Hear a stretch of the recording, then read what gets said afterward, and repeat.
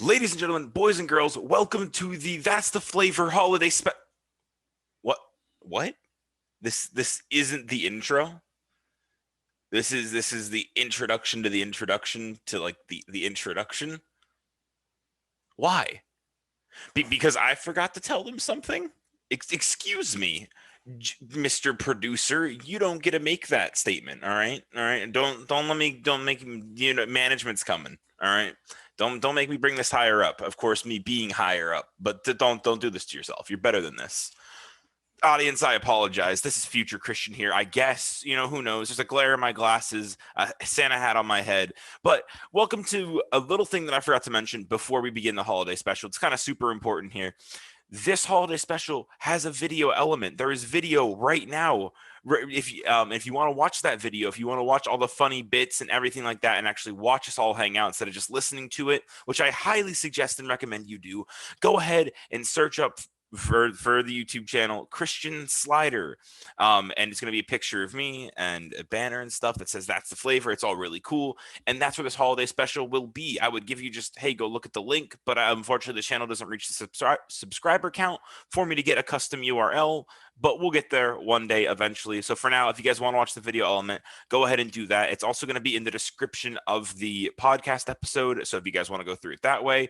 And yeah, thank you guys so much for everything, and go enjoy your second introduction to the That's the Flavor holiday special. And until next time, I've been Christian from the future. Take care. Hello, everybody. My name is Christian Slider, and welcome to the That's the Flavor holiday special. That's right. It's the holiday, and it's special, and it's That's the Flavor. We're here. It's also technically episode number 23. If I feel like making an episode, who knows? We may decide that on the fly.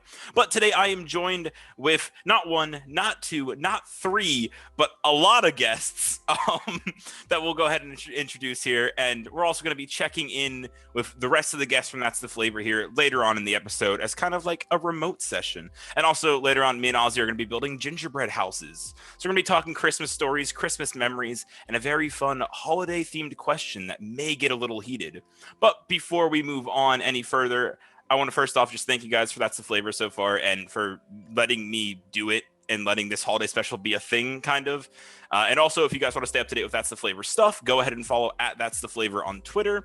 And now I want to introduce not my guest, but my co-host for this holiday special, the one, the only, Ozzy. Hello, buddy. How you doing? How are you? Oh, we're getting it by. I'm honored to get this promotion, I guess is what you can call it. Yeah, sure, we can call it that. Not just being a guest, or a co-host. So, yeah.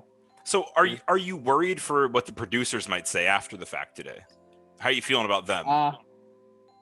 I'm a little worried. They were giving me some glares before we started recording. And my language is not the best as most people know. My voice likes to do random things, so I apologize in advance, producers. Let's just hope the audience likes it. Yeah, so just so you know, I know the producers. The producers are me, so don't worry. You're gonna be fine. You're gonna be fine. Yeah. I was trying to commit to the bit. And also, so Ozzy, just so the audience knows, of course they know you, but just in case there's some new listener who decides to start with the holiday special of all episodes, so Ozzy was one of the first guests on That's the Flavor, actually starting out on episode 1, and he's been on a ton of episodes since. So you guys, it's Ozzy. It's Ozzy. And also, you either hate me or you like me, kinda. That's kind of what I've determined. Why do they only like you, kinda? I don't know. I just kind of do that. Knock myself short. There we go. I think it fixed itself. My camera's being weird, but it's fine. And then moving on now, just going to kind of move on onto my screen. Next up, we have Jacob. Jacob, of course, being a more recent addition here to That's the Flavor, being on episodes number 17 and then the most recent episode number 21. I guess at the time of this recording, when this comes out, episode 22 will be the most recent, but it's fine. I love pre-recording things. But Jacob, welcome back to the show. How are you feeling here for this holiday special, and how have you been? Oh, just loving the holidays, and I guess I'll never get away from that name. It will never escape me. I'm doing great. I just love Christmas of all times. Yeah? Mm-hmm. That sounds like a lie. I hear the lie in your voice. Yeah, I don't know if that's, just you or, but yeah. Well, I will maintain this facade. Well, welcome back to That's the Flavor for your third time. And yeah, thanks for coming on. Well, thank you for having me. Next up on my screen, since, everybody's order is different, we have Juliana, also a more recent addition to That's the Flavor in terms of guests, being on episode number 21 with Suede, actually. So, Juliana, how you doing? How you feeling? How are you? How you feeling? Yeah. Oh, I'm good. I don't know. I was going to say how you feeling again, but then I was like, that's just repeating myself. So I'm doing good. Feeling good. All right. Great. Awesome. Glad everyone's feeling good. Next up on my screen, we have Fran coming back on as a guest all the way in episode number 6 of That's the Flavor, which, if you do the math, was back in August. So yeah, it's been a minute since you've been on the show. Actually, that's not true. It's been a second. I guess you were technically on the Midsummer episode. So yes. Yeah, that's fair. That was an episode we did. Yeah. So episode 10, actually. But Fran, how are you? You feeling all holiday and stuff? I'm good. I'm a recent dog mom. If I'm looking off in the corner, it's because I'm looking at my puppy. I'm not admiring the floor. Let's see. Say hi. Her name is Maisel, as in the Marvelous Mrs. But I'm good. Keeping busy. That's good. Happy to be here. I'm glad to hear it. And next up, we have Rob, starring all the way in of episode. Oh God, what episode is it? Episode 8, I believe. Episode 8, I'd Be a Can of SpaghettiOs, is the title of that episode. It's a great one. If you haven't listened to it yet, make sure you definitely do. Yeah, so Rob, how have you been? Are you enjoying your holiday season? You feeling holiday-y today? Definitely. It's good to be home for the holidays. That's good. That's good. Of course, things are a little bit weird, but this is my favorite place to be. And Christmas always has held a special place in my heart, so I'm excited. I'm more of a Hanukkah man myself, not because I'm Jewish, but more just because why not, But that's kind of just me personally. Honestly, I feel like you have a comment here to say. I see. Hanukkah end yesterday? Well, I'm a past Hanukkah man. I'm not really a Hanukkah guy right now, but yeah. Okay. Yeah. Okay. Yep. No one else is allowed to dispute that. I see you all wanting to make claims. Everybody just got to roll with it. It's the truth. But Rob, thank you so much for coming on That's the Flavor and coming back here for this holiday special. Next up, we have Ellen, who actually made her That's the Flavor debut on episode 10, along with Fran and Brady, who isn't here today. We can all just, we can look down at Brady. All right, he's not here. It's his fault. And yeah, we're going to just blame him. R.I.P. Brady. Hi, Christian. Hi, Ellen. How are you? Great to be here. Yeah. Oh, I'm great. I've got some hot chocolate here. I've finished most of it since we've started a minute ago. So yeah. So I see you obviously got the holiday themed memo that I sent out to all the guests. So I'm glad you got that hot chocolate there. Also, note I did not send out a memo with the guests, so don't worry if you didn't actually get it. Well, I was gonna say your hat signifies Hanukkah time is over, Christmas time is now. That's a fair point. Great. My dollar store Christmas hat, but it's a Christmas hat nonetheless. And then last but not least, we have Victoria. So Victoria starring, of course, on episode number 15 and then also episode number 20, 2 monumental episodes. So I feel like that marks you as the first guest to be on 2 monumental episodes. So how does that make you feel? Good. It makes me feel good. Except, you said this was episode 23, and I'm pretty sure my contract states I'm only supposed to be every 5 episodes. So maybe I should leave. I don't think I should be here. So I would really appreciate it if you just went and talk to George in HR, and he'll help you figure out the whole contract thing. We can go from there. But please don't bring up the contract stuff on the episodes. Okay. It creates this whole facade that's Flavor some big corporate entity, and we're not there yet. But so yeah, just keep that contract stuff off to the side, of course. And actually, as I said, the whole monumental thing, I think I lied, because Ozzy's technically been on the 1st and 5th episode, and I feel like those are both monumental in that sense, but who knows? Who cares? You're the boss, man. You're the boss. Yeah. So Victoria, of course, welcome. And actually, all of you guys, thank you for coming on and being on the holiday special. I know it's kind of a short notice thing because I didn't know if I was going to fully do it, but we're here, we're hanging out, we're having a grand old time. So I want to lead off with a question, and it's going to cause some controversy. I can feel it. I can see it in everybody's faces. So who would win in a fight? The giant gingerbread man from Shrek or 20 Pinocchios. Also Mongo. There's no question about it. Yeah? Yes. Yeah, like you pose that like it's a debatable question. I feel like it is. Also, please refer to him by name. Yes. I didn't know his name off the top of my head. I'm sorry. He demolishes the castle. Pinocchio is made out of wood. And like Pinocchio, he doesn't have his act together. Throughout the entire franchise, he's just a mess. Yeah. Also, he can easily get tangled up in his strings. He is a puppet. This is true. I wasn't expecting this much resistance. You didn't think this through. I didn't. So. I'd love to hear. You had something to say. I would love to know why people would think Pinocchio would win. I don't know. I feel like he's just got a lot of heart, you know? Kind of like the Tin Man from one movie known as Wizard of Oz. Or The Wizard of Oz. He has a lot of heart. Like, he has a lot of dreams, but I don't know if he has a lot of heart. Well, you know, those... Isn't the whole point of the Tin Man that he doesn't have a heart? Yeah. It was a remarkably poor choice of words. Your argument is crumbling as you speak. That's a good choice of words for him. But Mongo will not be crumbling. Rest in peace. All right. This is fair. So, I didn't expect to be this retaliated against. Yes, I have a Giuliano. question in possible defense of the Pinocchios. Are they firemen, or do they have access to firemen? It's leading somewhere, Jacob. Swain. It's leading somewhere, Swain. Don't look at me like that. No, just for the humor of where this is leading, I'm gonna say yes. I think they would win.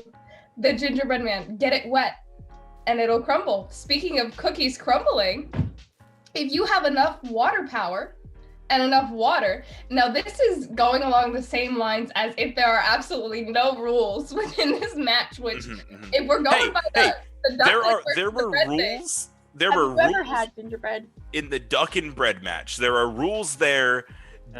Don't do this. Oh, there clearly weren't enough during episode. Here's the thing, Juliana.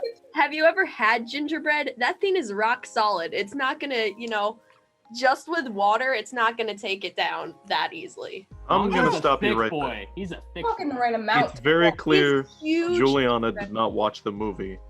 He literally gets steaming hot milk poured on him, and it becomes nothing but a wig. I have a question about the 20 Pinocchios. Yes. Are these 20 Pinocchios one entity, or can they divide and conquer? Because if they picture this, okay, you've got Gingy, right? And then if the 20 Pinocchios were to circle Gingy and like trip him with their strings, it's Star Wars. He shatters. Game over. I think that for the sake of the humor argument, yes. I feel like, also, because imagine these Pinocchios that have the ability to, like, become a Megazord, like Power Rangers, and just become one big entity, or also divide and conquer and just turn into separate entities. Because there are only 20 of them, and I feel like if it's just 20 normal Pinocchios, you're setting them up to lose. You know what I mean? Like, I feel like there are more of them. I also have to ask, do they have some higher level of intelligence than Pinocchio does in the movie? Because he makes no game plans. He is not the brains behind any operation. I think that's what throws like Mongo off his game. You know what I mean? Think about it. Do they have tactical weapons training? 20 Pinocchio John Wicks versus one giant gingerbread man. Well, how big are the Pinocchios? Are they small? Because I don't know. Here, what is the size of Pinocchio? How tall is he? Because you know how ants can like carry a lot, right? They, like, but Pinocchio isn't an ant. There's no way he's not a real boy. There's no way he can lift anything. They don't have the cooperation that ants have. Yeah. We don't know that. Well, if it's a normal sized Pinocchio and they start Megazording together, the most they get is to like the waist. They don't have enough of them. I'm picturing small little Pinocchios next to this giant gingerbread man. Right. And like, you know how ants can like carry off their food if they all work as a Again, I don't think they have enough. Pinocchios aren't that strong. But together, like they're not that strong. Hold up. Does Pinocchio like a gingerbread? Because I think this could be virtually a 15 baby ducks versus giant bread scenario. Oh my god. Whereas how much gingerbread can Pinocchio eat in one sitting? He can't digest it. He's not real. You can barely even bite into gingerbread. I have a question. Mm-hmm. Is edible? So we're going with Pinocchio being the puppet version of Pinocchio, yes? Or is he a real boy? How about 10 real 10 real boy Pinocchio? I feel like he's got to be a puppet. They can't Megazord if they're real, right? They can't build together. I mean, otherwise, that's just They a horrendous It would flesh work. golem, pieced together. This fight just went from. Also, we don't know if the gingerbread likes to eat Pinocchio. It could be reversed. Well, I think here's the thing, I feel right? like neither of them could digest the other. Well, no, because so Pinocchio is a puppet, right? But he's hollow. So what I'm thinking is he can at least stuff enough gingerbread through his little puppet mouth into his little puppet stomach compartment.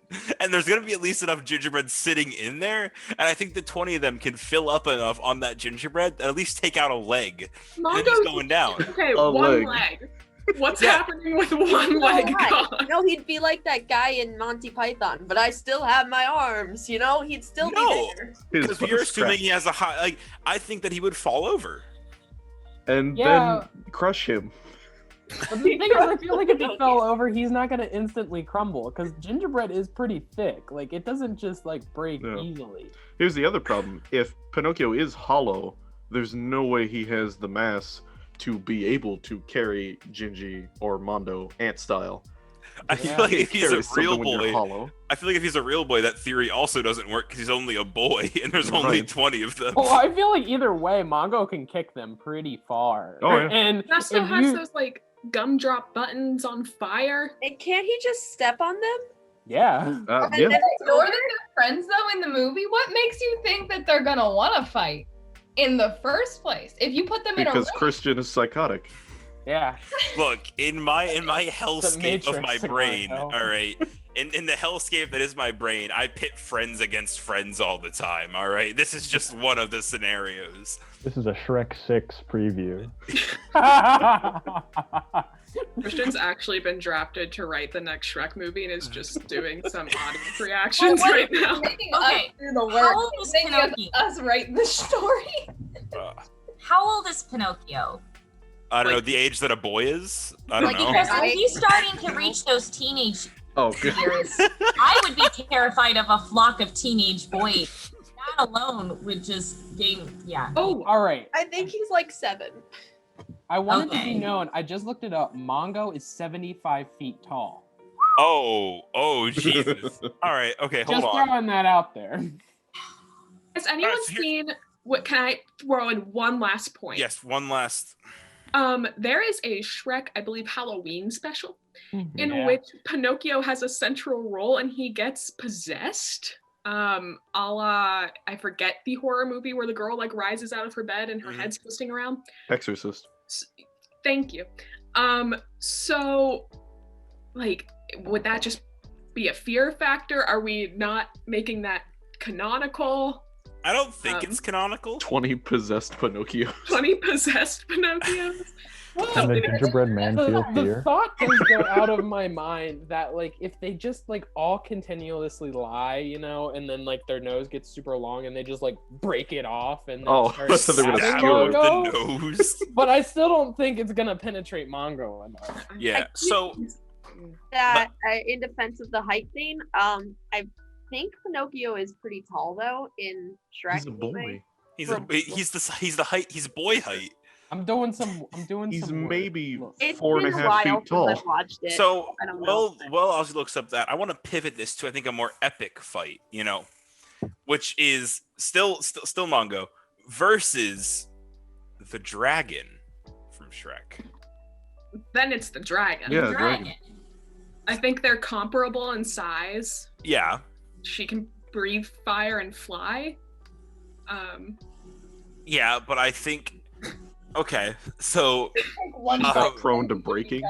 So, but here's my thing: if the hot steamed milk got thrown on him and turned into like a wig, I don't think the fire would do anything, because then obviously he's heat resistant of some kind.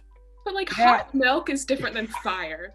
I don't know though. I think because I'm actually with Christian on this one. I think it would just burn him. So like he would just be burnt, making him even harder. Ash. Yeah, only if he's burned long enough, you dumb. Yeah, they can't breathe fire for so long. I'm pretty sure it gets smaller. You're right. She's got to breathe. Dragon could actually have a fight against him because of the strength factor that Pinocchio didn't have. Remember, Mongo destroyed a castle. This is something you all said in the original defense. Destroy a castle. Really? He ripped open the gate.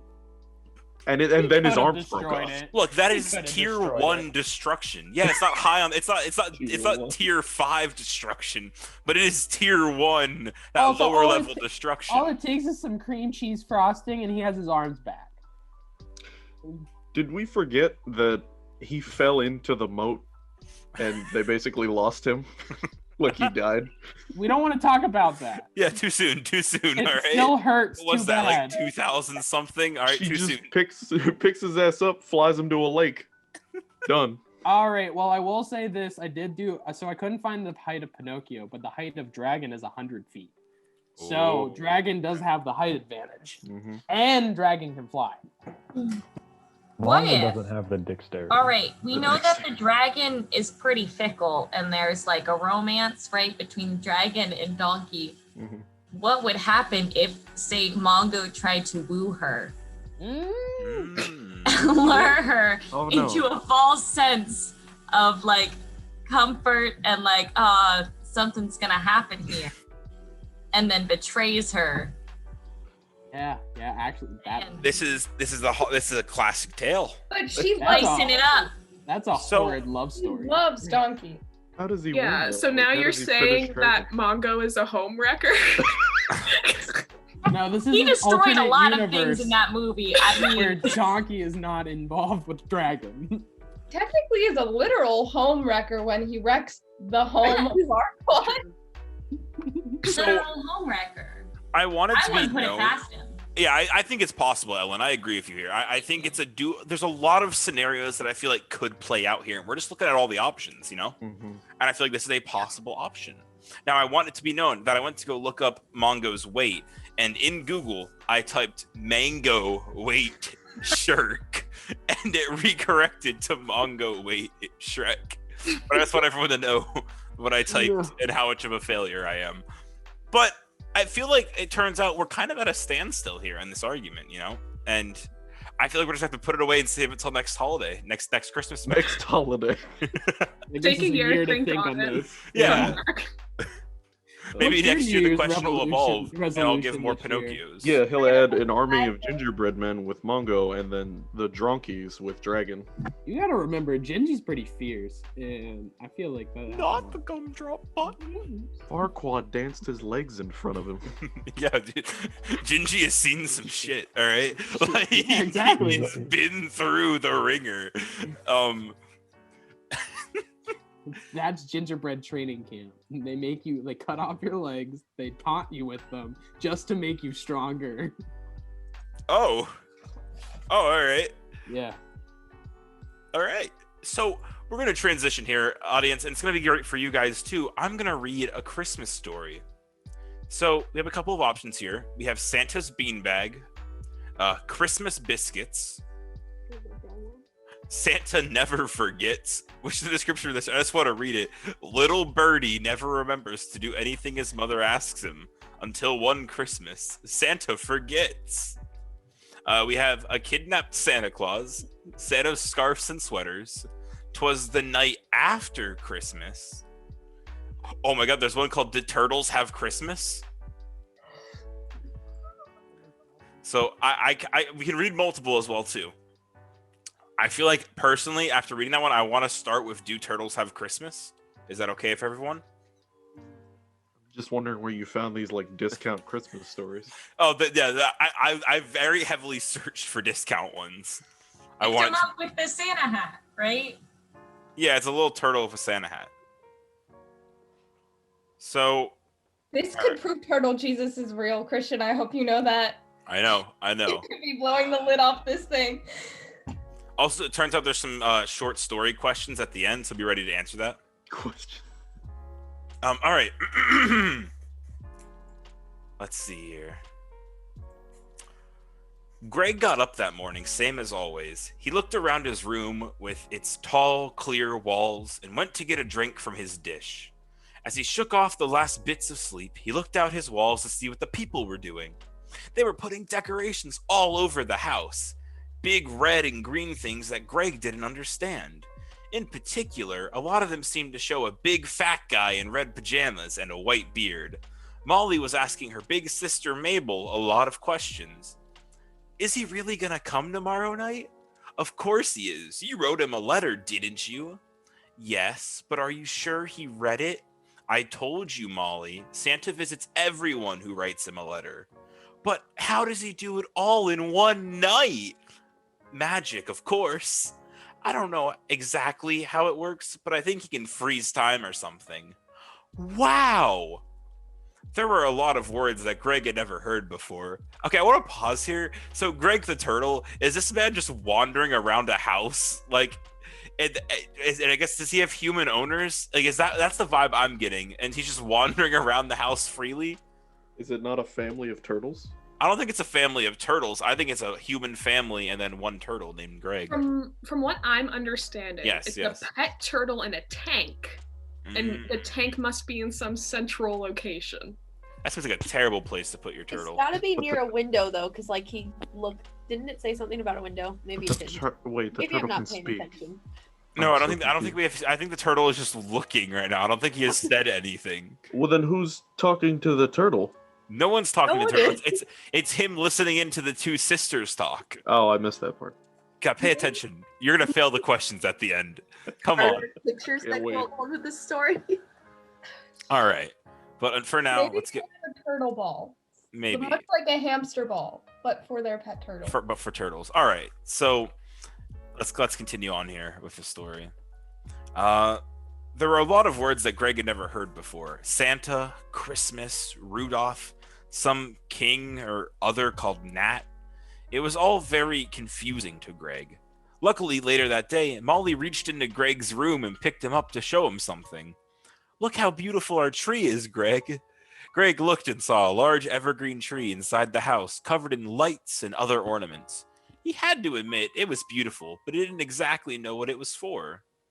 And tomorrow night, Santa's gonna come and leave us presents for Christmas. I asked him to bring something for you too, even though I don't know what turtles want for Christmas. Well, I better put you back. I have to go help Mommy in the kitchen. It was a very confused turtle whom Molly returned to his room a moment later. Christmas? What's Christmas? And who is this Santa supposed to bring me something? Oh wait, and who is this Santa? Who's supposed to bring me something? There's no punctuation there. Bad story. 0 out of 10. It was very overwhelming. That night, many of his questions were answered. His room happened to be in such a place that it faced the TV, so when the girls watched a movie called A Christmas Carol, he learned a lot about this Christmas business. Evidently, Greg concluded it's a holiday that happens in the winter where everyone gets together and eats and drinks and has lots of fun and gives each other presents. It sounded nice, but it still left Greg with one burning question. Do turtles have Christmas? What are we all thinking here? Do we think turtles have Christmas? How are we feeling here before we get the answer? Well, Do turtles celebrate the life of our Lord and Savior Jesus Christ or not? that's something we discussed in college, Turtle Jesus. But I want to say, Molly was talking to the turtle. No. It Yeah, said no, she did. No, she was just then. But in the beginning, she was talking to her sister, not the turtle. All right. And then she picked up the turtle and was talking to it like, hey there, Mr. Turtle. How are you doing? Does the turtle have sentience? Yeah, obviously. How old is the turtle then if it can understand all of these things, but it doesn't know about Christmas yet? I'm assuming that it's its first year on this earth. Yeah. If it doesn't know. But I'm also confused. How does it know the seasons? Because it's determined that Christmas is something that happens in winter. It went to turtle school. Or maybe it's his first year with this family, and maybe his last family was Jewish. Yeah, come on. I was gonna say Kwanzaa, but that's not right. Or he was That's not right at all. If he was just recently adopted, right? Mm-hmm. He was living in the wild, like Fran said. Wild turtle. What do you guys? So then are turtles Jewish? Well, how do you guys think turtles? He never mentioned anything about Are Jewish. turtles Or no, inherently Jewish? Does it view this as kidnapping? Because technically, like, it's a free turtle, and he's living his life in the woods, and then suddenly there's this strange little child talking to him about Christmas and like Santa. Greg's I think truly it was at like, the pet hey store. man. Greg's like, hey man, I had it good, and all of a sudden now I'm stuck in this cage in this room. Also, like how he refers to his his enclosure as his room, when we all know it's an enclosure. Like it's not like this turtle has his own room in this big ass house. Maybe he does. We don't know. There's no That pictures. is true. So. We're overanalyzing this discount story. I don't know. I have a Hey. lot of questions for the authors. Yeah. online, So, Ozzy, what are some of your questions here right now? Let's. I think we've already kind of stated some of them. Mhm. Like, what is the age of this turtle? Right. How knowledgeable is it? Is it going to retain any of this information? Is Well, let's it hear- inherently Jewish? Let's discuss. Let's see. Figure out who the author is. It does. Oh, by Templeton Moss. So Templeton or Mr. or Mrs. Moss, if you're out there, I have some words. If you want to come on That's the Flavor, feel free. Just reach out to me. You can reach out at that's the flavor at gmail.com. Twitter.com at That's the Flavor on Twitter. Also the Instagram, That's the Flavor _. Just go ahead, reach out. Let's get you on here. Let's really discuss this story that you wrote, because I'm very intrigued on what led you to this point. So just go ahead and reach out, and we'd love to have you on the show. I just want it to be known that Templeton Moss is an award-winning author. Of Did you look numerous them up? Books. Yes. Oh, interesting. So we should be learning. Does that's it the do question. any of us feel like we're learning right now? Is this one of Templeton's early stories? Ellen, the slight hand raise, the very quick. I'm learning. I'm learning, I swear. All right. Well, I think we're getting to the juicy part here, and hopefully this will answer some of our questions. So God, I hope so. let's see. Oh, I scrolled too far. There we go. The holiday, it seemed, had something to do with a little baby called something with a J. He couldn't remember. But the impression that Greg got was that this Christmas was this baby's birthday. Did you have to know the baby to celebrate? Are turtles allowed to celebrate? It seems to have a lot to do with presents. Was it still Christmas if you didn't get a present? Or give one? Greg spent much of the night pondering these questions, and the next day, which Molly said was called Christmas Eve. The girls watched some more movies and shows, which told Greg a little extra about the holiday. This Santa fellow lives at the North Pole, and on Christmas Eve, that's tonight, he thought with some excitement. He flies in a magic sleigh pulled by 8 flying reindeer, and delivers gifts to all the good little boys and girls. And his heart sank. Boys and girls, not turtles. He was a boy turtle, sure, but he had a clear impression that this was not what they meant. Oh well, he thought, as he watched another show about a snowman with a special hat. No Christmas for me. No, the story does not end there. I just needed to get a hold of the mouse and scroll. Kind of hope it ends there, not gonna lie. All right. That night, Greg was awakened by a strange sound, a sort of thud. Or hang on, I need to put more emphasis in that. A sort of thud. There we go. That felt a little more weighty. As if something had landed on the roof. Greg was frightened. If it was burglars, he was ill-equipped to do anything about it, except hope and pray that turtles were not valuable on the black market. Jesus. But then he heard another sound. Bells. Very small bells. He remembered this from his TV research, that Santa's sleigh had bells on and often landed on rooftops. Am I going to get to see Santa Claus? He did! Santa came down the chimney and set about his work, putting packages under the trees, eating milk and cookies, filling the stockings. Greg watched him, transfixed. The bright smile, the red suit, the white beard! He's just the way I thought he'd be, said Greg to himself. I may not get any presents, but it's enough to get to see him. And then, just as Santa was about to leave, he turned his head in the direction of Greg's room and looked at the turtle and smiled. How are we feeling? How's everybody feeling? So he says he's ill-equipped to deal with burglars. Does that mean he should be equipped? Does he have a gun somewhere? Does he need to be a Ninja Turtle? Is that where this is leading? Beware of weaponry. We Not a pan teenager over yet. and it's Greg. He's Sequel to Ninja Turtles. Greg's like, oh, I hope it's not burglars. I'm ill-equipped right now. Pans over and his gun is sitting outside his enclosure, and that's why he can't get to it. He's like, I love oh that man. I love that he knows that burglars are a thing that he should worry about, but he doesn't know what Christmas is. I love also like how the, he, Black market. yeah, the black Yeah. market. Like, Isn't this a Why do you children's know about story? that?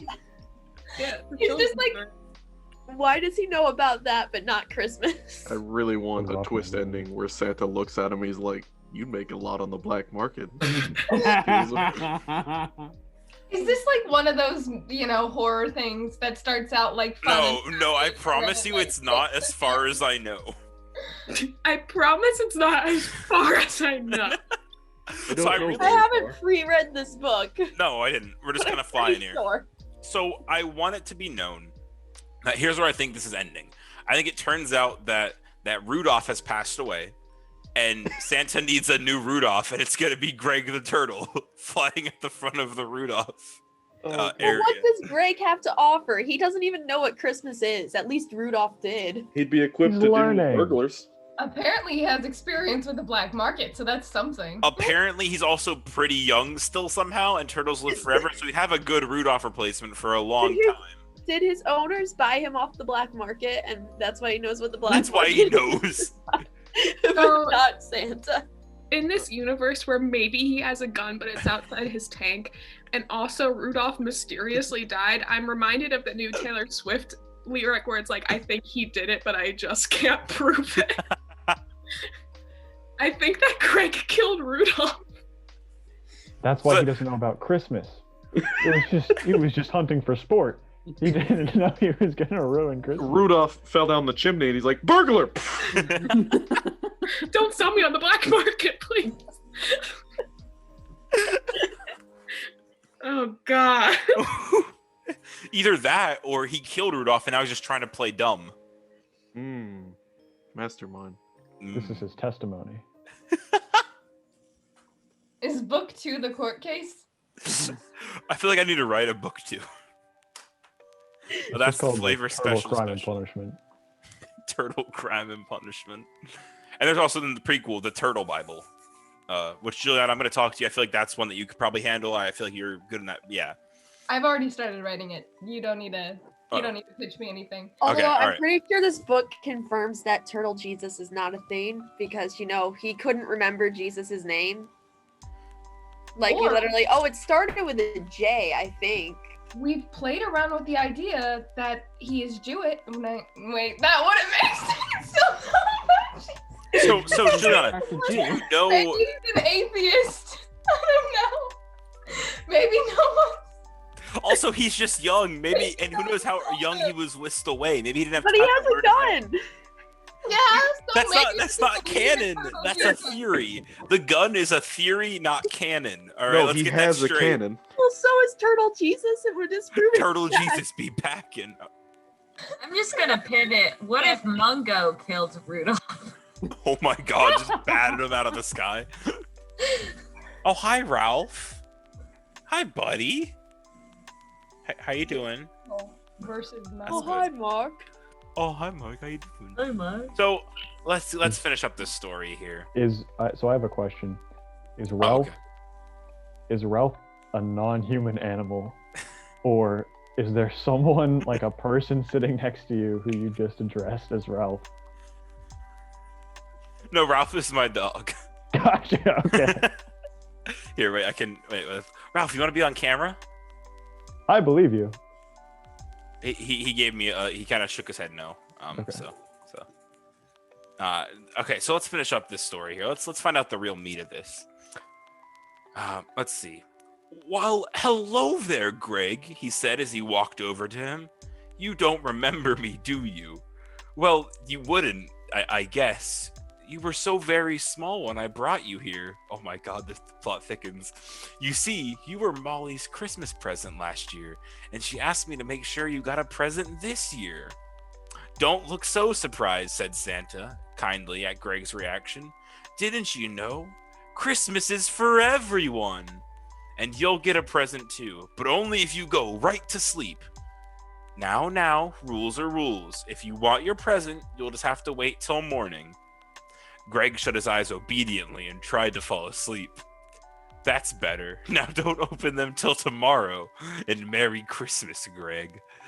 He heard Santa play something inside his room and creep away. In another moment, he heard the sleigh bells, the muffled cry of Santa, and then nothing. Santa was gone. It was tempting, but Greg kept his eyes shut until he fell asleep. Merry Christmas! Greg woke to the joyous cry of Molly and Mabel as they ran downstairs for their presents. Their parents followed somewhat less enthusiastically, but still all smiles. Greg watched through the walls of his room as the girls opened their presents and showed them off for their parents. It was a wonderful scene, and Greg was very happy to have seen it. Look, said Molly suddenly. Santa left something for Greg, too. Greg had almost forgotten. With the great effort that it took him to move it all, Greg turned around and saw a great big head of lettuce. And it was all for him. As Greg began to munch on the crisp green leaves, he thought of what Santa had said to him before he left. Merry Christmas, Santa, he thought, and thank you for the best Christmas I've ever had. The end. Wasn't that his first Christmas? Santa was gone, and so was Greg's family. Yeah, really. I can say this because Santa. I can say this because I'm Italian, but I'm pretty sure that Santa's a mob boss. Go to sleep. Go to sleep right now. He closed his eyes obediently. I remember when I brought you here. So did Greg get his memory wiped and then we transported? I don't know. Santa came off real creepy in that story. I did not like it. That may have been different due to tone, that would've been. my reading of It wasn't Santa. freaking Santa. But I realized I made a character choice, and as an actor, we all know, gotta stick with those character choices, you know? Can't be wishy-washy. I love Close that. your eyes and don't open them till tomorrow. I love that he went to the roof, and you said the muffled cries of Santa, like he's up there bawling his eyes out. Like, That's I'm so literally what sorry. it said. That's what the story said. Like he planted a bomb in the lettuce, and he's like, I have to wipe out this family now. Like he had missed Greg so much. He wished he You never couldn't named live it without him. child. Like that's how I viewed it. He was crying because he missed Greg. No, he's like, They had a- oh no, I've been seen. Bond. They also never No witnesses. explicitly say that it's lettuce. They say it's crunchy green leaves. What if it's just cash? What if Santa's trying to buy him out? Buy his silence? Hey, Greg, go buy yourself something nice. Maybe another gun inside the enclosure.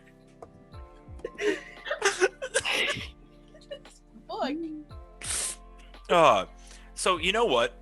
Here's what's gonna happen next. We're gonna find story number 2, and what I want to do, I'm gonna toss you the link. I want you to read this next story. Oh, okay. Santa's beanbag. I'm very curious about that. I'm also, what was the one? Santa Never Forgets? Yeah, That's a way to title the that's Where- a story. wonderful sequel where the to what story we just was- witnessed. but the story was little Birdie always forgets to do what his mother says. Oh. I love So there's the link, words Aussie. on that Santa. So are we doing Santa Never Forgets? I don't know. Well, it's kind of up to what people want. I'm not sure. Yeah. I think we Let's are. do We it. could Santa do Never the Forgets. story of the Christ child, We should do or Santa Never better Forgets. yet, little Gretchen in the wooden shoe. Little Gretchen. In the Oh, wooden no. shoe? No, it just says and the Oh, wooden shoe. and I want to know why they titled a story Santa Never Forgets. Yeah. All right. Yeah. I feel like That's a dark one for The, sure. the image is definitely something to. Right. So Santa Never Forgets by a vintage author. All right. I love that guy. Birdie was a very good boy. He was kind, obedient, truthful, and unselfish. He had, however, one great fault. He always forgot. No matter how important the errand, his answer always was, "I forgot." When he was sent with a note for his teacher, his mother would find the note in his pocket at night. If he was sent to the store in a great hurry to get something for tea, he would return late, without the thing he was sent for, but with his usual answer. His father and mother talked the matter over and decided that something must be done to make the little boy remember. Christmas was near, and Bertie was busy making out a list of things which Santa Claus was to bring him. "Santa Claus may forget some of those things," said his mother. "He can't," said Bertie, "for I will write sled and skates and drum and violin and all the things on this paper. Then, when Santa Claus goes to my stocking, he will find the list, he can see it, and put the thing in as fast as he reads." And then it's an image of sled box, skates box, drum box, violin box, teddy bear box. Christmas morning came, and Bertie was up at dawn to see what was in his stocking. His mother kept away from him as long as she could, for she knew what Santa Claus had done. Finally, she heard him coming with the slow steps to her room. Slowly, he opened the door and came towards her. He held in his hand a list very much longer than the one he had made out. He put it in his mother's hand while tears of disappointment fell from his eyes. "See what Santa Claus left me. He could have at least given me one thing." His mother opened the roll. It was a list of all the errands Bertie had asked to do for 6 months. At the end, all was written in staring capitals, "I forgot." Bertie wept for an hour. Then his mother told him they were all going to Grandpa's. For the first time, he would see a Christmas tree. Perhaps something might be growing there for him. It was very strange to Bertie, but on Grandpa's tree, he found everything he had written on his list. Was he cured of his bad habit? Not all at once, but from that day forward, whenever his mother saw that he was not listening to her, he would say, "Remember, Santa Claus does not forget." The end. I have so many questions. Just like right out the gate, I think that Bertie has a memory loss issue that has not been addressed. I think he has amnesia or short-term memory. And now they're threatening him. That seems to be the parallel between the two stories, right? People are just forgetting large things conveniently. But why is Amnesia it his wave. first time ever seeing a Christmas tree? I think he's too young to be running these errands. Yeah. I think he's only like 1. Mom Mom, I don't know how to manipulating drive. the crap out. They're like, "God, Unless this Bertie, you was forgot to written go to the in, liquor like, store again." The 40s, where they'd be like, "Here, 5-year-olds, go buy me a pack of cigarettes and get one for yourself." It was vintage author. Yeah, it's true. Vintage author does say. The second reading question is, do you think it's easy to forget to help friends and family? Why or why not? I don't think forgetting is something you actively do. Yeah, I sit here really, really hard and I go, "Yo, let me forget that real quick." Gotta forget that. Oh, man. So I realized we skipped over the Greg the Turtle questions. So we got to go back to those here in a second.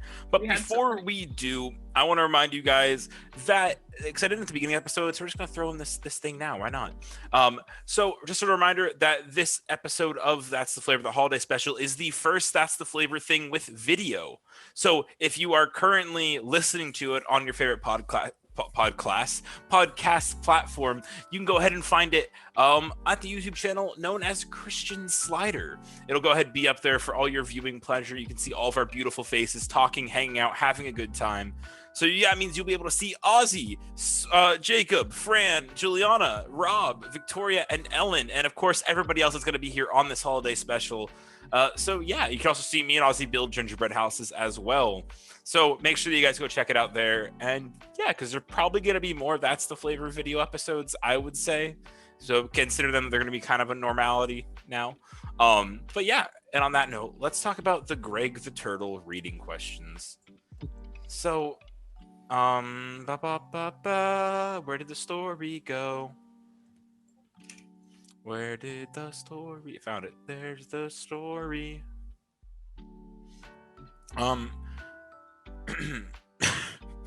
So this one is under the kindness category.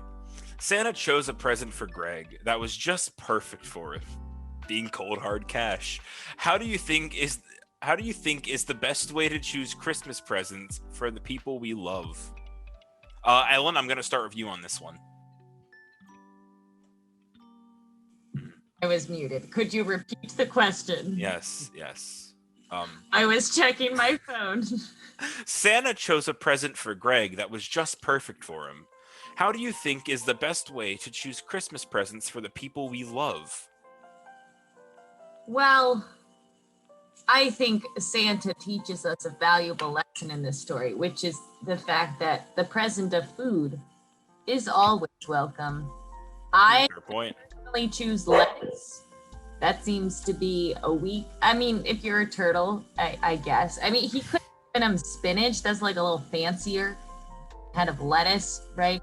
But maybe the lesson in that is, it's not. It doesn't have to be the fanciest present. That's a fair point. That's a fair Just point. Food is the answer. I'm very much to answer. I think my answer for this question is very much a dartboard scenario, like blindfold dartboard, where it's just kind of like put maybe 4 things up that I think there's like a 10% chance said person will like, and just kind of, oh man, carrot farm, how great, like So that's kind of where I go for that. I'm not Fran. Where you seem to have some ideas here, so I want to go ahead and get you in on this. So I also want to go off of what Santa's taught us during this story, much like my good friend Ellen. Like, it's good to go with somebody's interests, but also you have to consider, much like Santa with Greg, do you need to silence this person? Do they have information that you need them to keep to themselves? Because then you gotta consider that. Go to sleep. You don't want it to be a present that you're ashamed of. So, like, often people will open presents you've given them in front of you, right? You got to be ready for that. Santa clearly had an issue with that. That's fair. This is an issue that Santa has across the board because he's not watched us that we know of open any of our presents from him. So speaking of presents and food, this is just a fun story that popped in my head.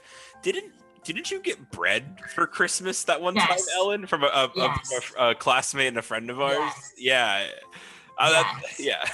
I remember it that. was glorious. Yes. Honestly, I don't know. People should never have an issue giving me Christmas presents. Bread is the answer. Carbs. Yes. Yeah. It was amazing. I just popped in my head when we were talking about like a whole baguette. Yeah. It was like glorious. It was a glorious day. I cradled it in my arms like a child. Mm-hmm. Yeah, I was there for that. It was definitely like a baby whale kind of, I think, enjoying the ocean for the first time. Like, that's kind of the joy that I felt kind of radiating in that moment. I'm gonna tear up just thinking about it. Oh, don't do that. Don't do that. It's okay. It's one of my top 10 favorite presents. Yeah. Well, that's good. I'm glad that it still sits in a very close place in your heart.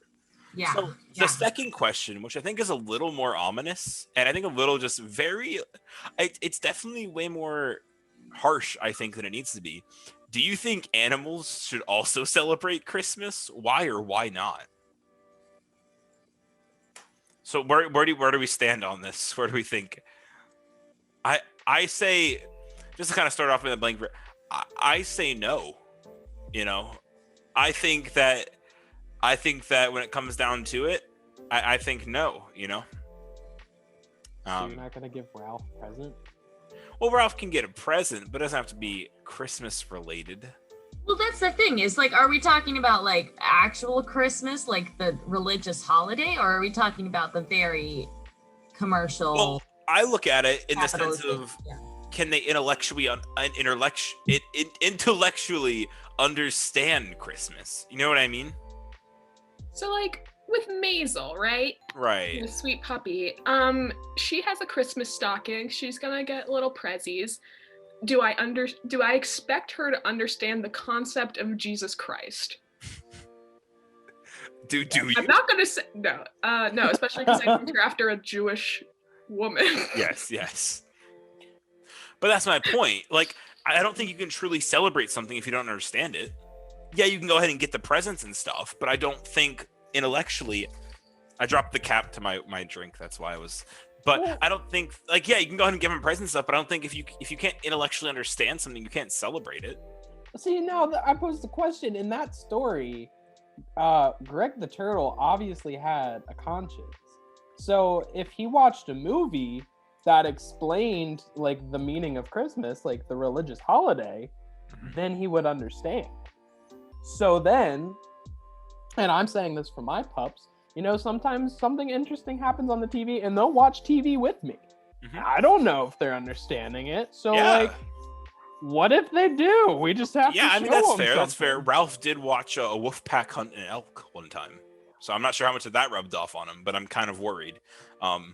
So unrelated, of course. And I don't know, but it's like, yeah, they're watching something, but how much of it do they process, you know? Christmas is for everyone. Full stop. That was the wisdom that Santa imparted onto Greg. And I think if you want to celebrate Christmas, you can celebrate Christmas. So, well said. That being said, if my dog wanted to celebrate like Hanukkah, I would let him. Yeah. I'm not gonna force it, you know? The animals should choose the holiday they want to celebrate. That's fair. That's fair. Word. So, I think I definitely see where everyone's standing. I feel like it's just hard for me to wrap my head around it. But I don't think that like they shouldn't not get. Also, hang on, wait a minute. The profile image here for Templeton Moss is a baby photo. Yeah, I know it's a little scary. Maybe it's been a genius baby writing all these books. Maybe. Boss baby. Just maybe. Moss baby. Just maybe. Boss baby. Boss Raby?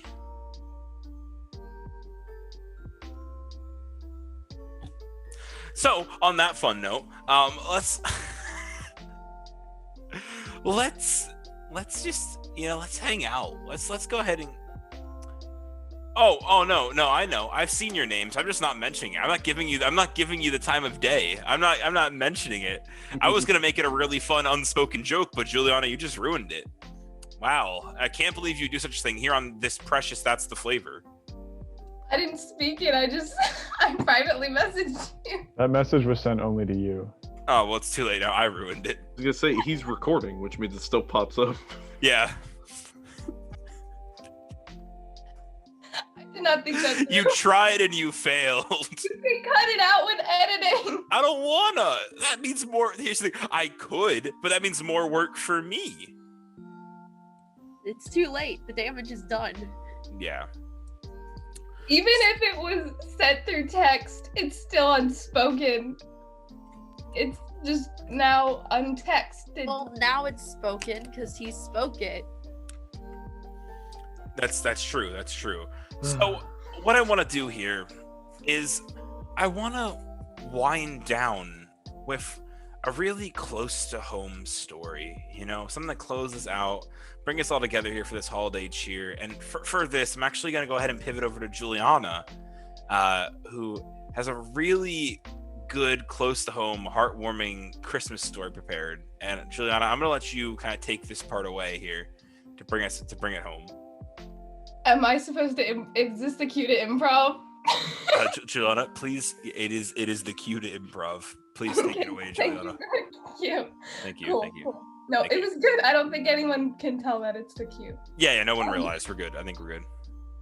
All right. Heartfelt. Just say the word heartfelt a bunch, guys. We did it. We're done. All right. So, Christmas. It's a time of year. It usually takes place in the winter. Some would say it takes place in December. I'm sure there are some that would disagree. I'm just being open-minded about the whole. I don't know what to say. what? I want to take a time out here. You got like 4 not even full sentences in, and you already have started to do the laughing can't speak thing, and I don't know how that happened so quickly. Dude, come on. You just pointed at her and said, create a heartfelt memory. Now, to be Not fair, an easy thing to do. be fair, Juliana led at the beginning, but in the pre-show setup was like, what if we don't have a heartfelt memory? And I was like, we'll just make one up. And she said, okay. So this was before you were in here. I wanted to know that I already put the pressure on, like very thick, like the amount of peanut butter I put on a peanut butter and jelly sandwich. But so don't worry. Not about the pressure because the stories were so beautiful and so interesting. All right. But All right. I think I got it. Okay. So I look. This is your time to shine. I didn't want to tell you, but the producers are also secretly looking at you here, and so this is a big moment. Are the producers not looking at everyone right now? I mean, the producers are always watching. It's like a Big Brother scenario. Okay. All right. Heartfelt. All right. Christmas. Isn't Christmas just when you think about it heartfelt? I mean, come on. So a story about Christmas. So December, the day of Christmas. Picture this. You're whatever age you want to be. I'm not gonna put that upon you. You could decide. It's like a fill-in. It's like an ad-lib. It'll be like an ad-lib story. So you wake up Christmas morning, whichever age you decide as we've predetermined. You go downstairs. You decide on the number of steps, and you get down the stairs and you're looking at this tree. A Christmas tree, and it's lit, and there's snow out the window cascading down. It's beautiful. It's the perfect image of a Christmas day. And then you realize you're watching a Hallmark movie, and you're on the couch and you're like, wow, I miss when I was the age of this person in this movie, and I miss those times. So you go, hey, I'm feeling in the Christmas mood.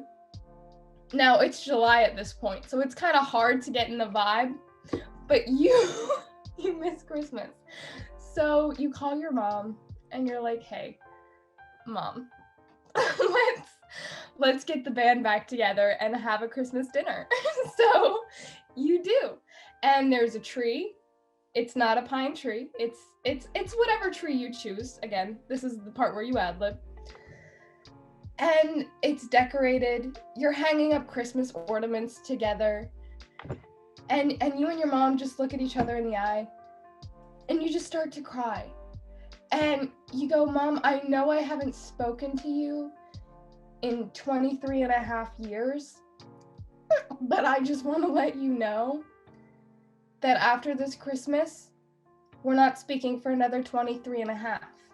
I love you, but not enough that I want to see you every year. Your mom starts bawling because she carried you for 9 months, and now you're telling her this news. Why? Why are you telling her this news? She's confused. She doesn't know what's happening. And you go, Mom, I've adopted a child. And your mom is like, what is going on? I'm a grandmother. And you go, no, you're not. We're not speaking for another 23 and a half years. And somewhere in this story, there is a message. You know what I think the message is? It's whatever you want it to be. It's an ad-lib. So really, whatever audience. There's more though. Oh. Friends we made along the way. I haven't gotten to the heartfelt part. Oh, okay. So, your mom, she's looking at you, she's crying, she drops down. You go, oh my God, Mom. You call the hospital. Not 911, the hospital. Another ad-lib. Which hospital? I don't know, that's up to you. And you take her there. They go, we're gonna need to perform open heart surgery. And you go, oh my God. And the doctor, she's taking it. Sorry, I'm like overwhelmed with tears because it's so sad. I know what's gonna happen, but you know, that's why I'm pre-crying. It's like pre-gaming, but it's different. And the doctor, he takes her in, and it's open, and he's feeling up her heart. Some would say this is the heartfelt part, because he is feeling the heart. And he comes out and he goes, you look like her child. And you nod. And he goes, she's gonna make it. And you go, yes. Awesome. I'm gonna go now. And your mom, she wakes up. No one's there. No one's in, I don't know where the father is. Maybe he's out of the picture. Another ad lib. And it starts to snow. And simultaneously, you start crying. Her and you just feel a connection. You call her, you go, Mom, you know what? I'm not gonna make you wait 23 and a half. You can just wait 23. And they make up.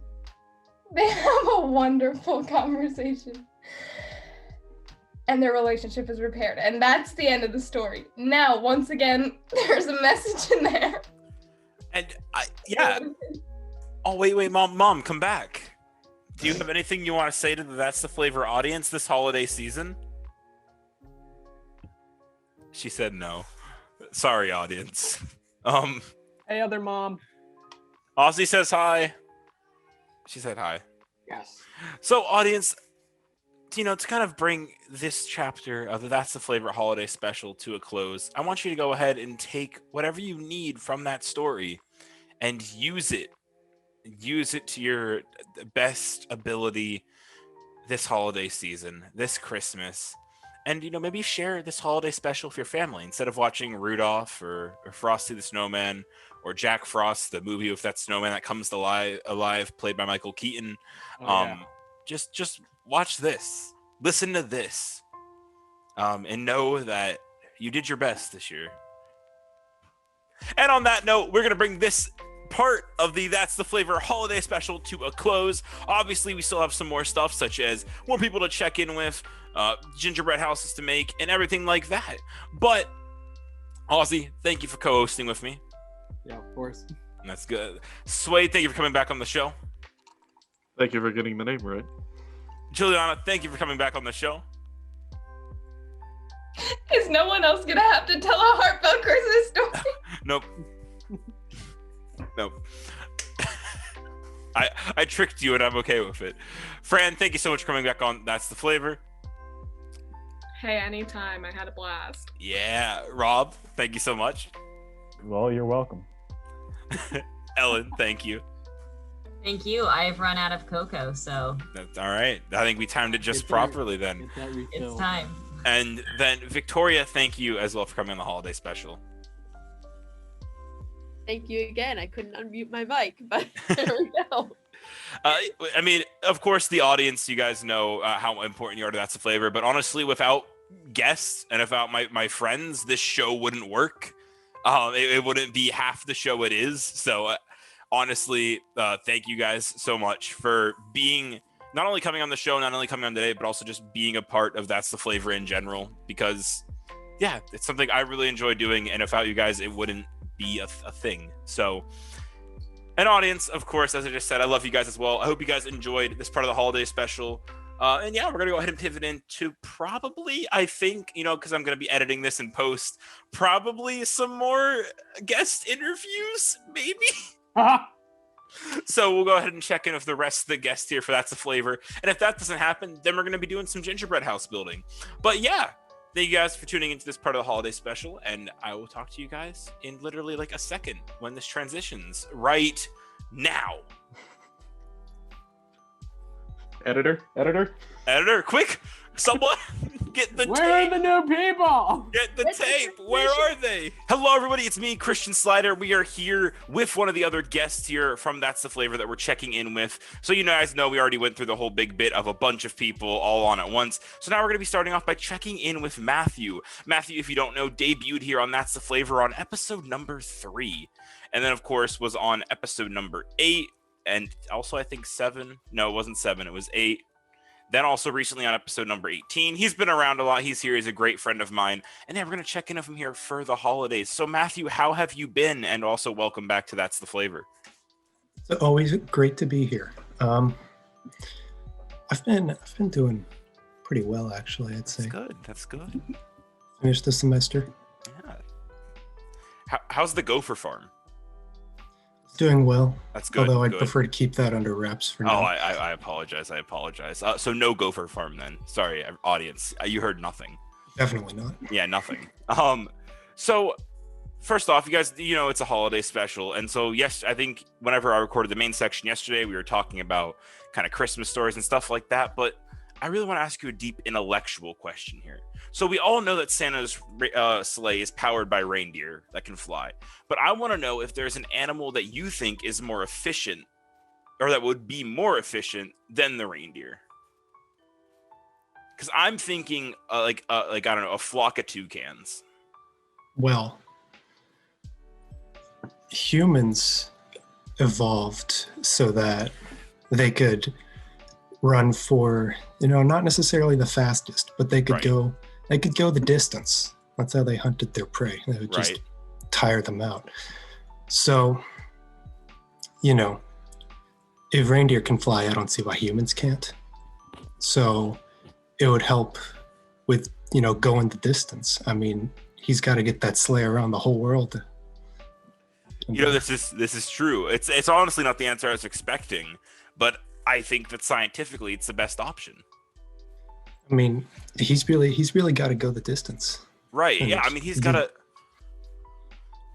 I mean, how do you think he does it? Like, I'm curious. As someone with the intellectual capabilities of yourself, how do you think he does it? Because there's the theories of, he slows down time, or he's just really, really fast. But I feel like it's just got to be like, I don't think that he's fast. I think it might just be the fact that he's got it all planned out down to like the second. Well, and also he spends the other 364 days, 365 on a leap year. True. Just always at the gym, training. He's got massive gains. How do you think he's able to throw those presents down chimneys? That's fair. He's got good arms. Rudolph walks into the gym. Mr. Santa, sir? Get out of here. I'm doing reps. Get out. Not the time. But Mr. Santa, you've been in here for 10 days straight. He can bench like 2 tons. Jesus. I wish I could bench 2 tons. You can. One day. One day. I don't like camera. My camera is freaking out right now, and I love it. Not really. If you have Santa as your personal trainer. Fair. During the off season. That's the flavor off season? Yeah. Fair. Yeah, I mean, I like to think that Santa kind of has like almost like base operation, kind of like a military. He's got embassies and stuff in different countries. So like throughout the whole chunk of the year, he's kind of moving presents to some location where he's like, hey, here's the presents for all of Russia here, right in the Russian Santa Claus embassy, And so that way, when he gets to that point, he kind of like restocks real quick, and he stocks all of Russia's presents. That way he doesn't have to deal with the presence of America mixing in with the Russian presence. You don't want to mix up, Well, you know how for the presidential motorcade, the cars are identical, and you don't know which one the present is actually in? Right. Sort of like that with his sleigh, where there are multiple different sleighs around the world. Okay. You don't know which one actual Santa is in, but they're all accomplishing the same goal. And so the operation is more spread out than most people would believe. Is Santa worried about being shot? Is that why there's the multiple sleighs? I mean, obviously, you can assume that the sleigh he's in is gonna avoid, right. some regions. Syrian airspace. He doesn't like to fly there. I can understand why. I can understand why. Santa, we got a SAM turret locking on. Evade, evade, evade. He actually played a key role in the Cuban Missile Crisis when he didn't identify himself properly when he was entering American airspace. None of the photos show it, but he was there. All right. Yeah. Oh man. Yeah, I just think there's a level of tacticalness that I think, especially children, because they're dumb, forget to kind of put into effect when they're like, how does he do it all in one night? Well, do the math there, little Jeremy, and you'll figure it out. Like, I don't know. That's why the NORAD tracker isn't fully accurate, because it only tracks one of them. Someone's got to start mapping the flight patterns of the other, like, I'm going to say probably like 10 sleighs, or maybe 9 to equal 10, you would think. Like, I don't think there needs to be that many decoys, Well, but the other good thing about having so many sleighs is that they can also, drop off presents too. Doesn't always have to be him. Okay. All right. I see what you're... Okay. So he actually picks which fake Santas will be in those other sleighs by secretly being at shopping malls and observing the Santas that kids go up to talk to there. I like that. I really do, because I think that, it gives those fake Santas purpose, because I feel like that's, like, as a fake Santa personally, because I am totally definitely a fake Santa. I feel like I'm out here fake Santaing, but I just feel like I'm living a lie, And so well, I just hope that one day I'm chosen, for one of the decoy sleighs. Work on your audition. Oh, okay. He'll be there. He knows if you're naughty or nice, so he can see you. He's got people everywhere. So you missed it yesterday, but we did. We read a Christmas story about how turtles have Christmas, or it was do turtles have Christmas, and basically Santa showed up and like basically paid off this turtle in hush money. And so I just feel like what I'm getting at here is, do you think Santa truly has all these nice motives, or do you think he's doing it for something else? Do you think there's a darker operation going on? Could be both. You think he's playing both sides? He could have started originally by going to the North Pole to evade the law. Okay. But maybe he turned himself around. Okay. So I think that there's still a little bit of that bite in him, like there's still just a little bit waiting to pop out. So, yeah. So, I mean, where do you think the naughty or nice thing came from? I mean, I don't know. I thought, that's a great point. I feel like if you look at Santa's true naughty list, it's probably just a bunch of mob bosses. Back in the early days, that was more of a threat than it is now. The early days. The Santa Claus gang war. But no, definitely, I think that people just need to take a better look at Santa overall. And so, audience, I'm looking at you. Take a better look at Santa this year. And if you're out there, tell your kids, your younger cousins, just tell them the truth, all right? Stop lying to them about Santa being this nice guy. Maybe he's a little nice, I think as Matthew's pointing out, but make sure they know that not everything is all sunshine and rainbows, or all, I guess, snowballs and wrapping paper. Yeah, that there we go. That works. Yeah, that's good. Yeah, we got there. But Matthew, I want you to go ahead and give the That's a Flavor audience some holiday advice. What's one thing they should be careful for here on the holidays?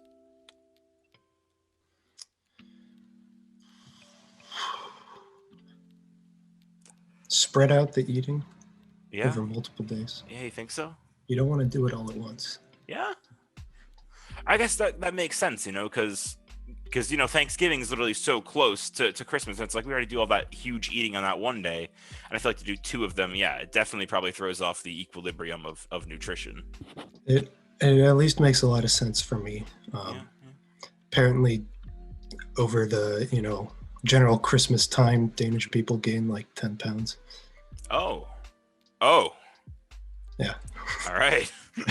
All right. So yeah, definitely, I gotta agree with Matthew's advice here. Space out that eating and enjoy the food. Enjoy it, audience. But Matthew, I want to thank you for checking in with That's Flavor audience this holiday season. And, hopefully we'll have you on here on the show here soon, once we get into the new year and stuff like that. So thank you so much for checking in, and I'm glad you're doing well. Thanks for checking in with me. Oh. All right, Rob, back to you in the studio. And we are back with another segment here to the That's the Flavor holiday special. You know it, you hate it, you love it. It's really up to you how you feel about it. But I am joined here with another set of guest interviews here. We are joined by Cameron and Beth. Cameron, of course, debuting all the way back in episode number 3. No, 2? 3? Yeah. 2. I think it was 2. Episode 2 of That's the Flavor, and then I think you were on episodes 3 and then 4, and then a lot of episodes. There's been a lot of Cameron on the podcast. Don't worry about it. And of course, we have new to the show guest debuting on episode number 18, Beth. Hello. I was there too. You were there.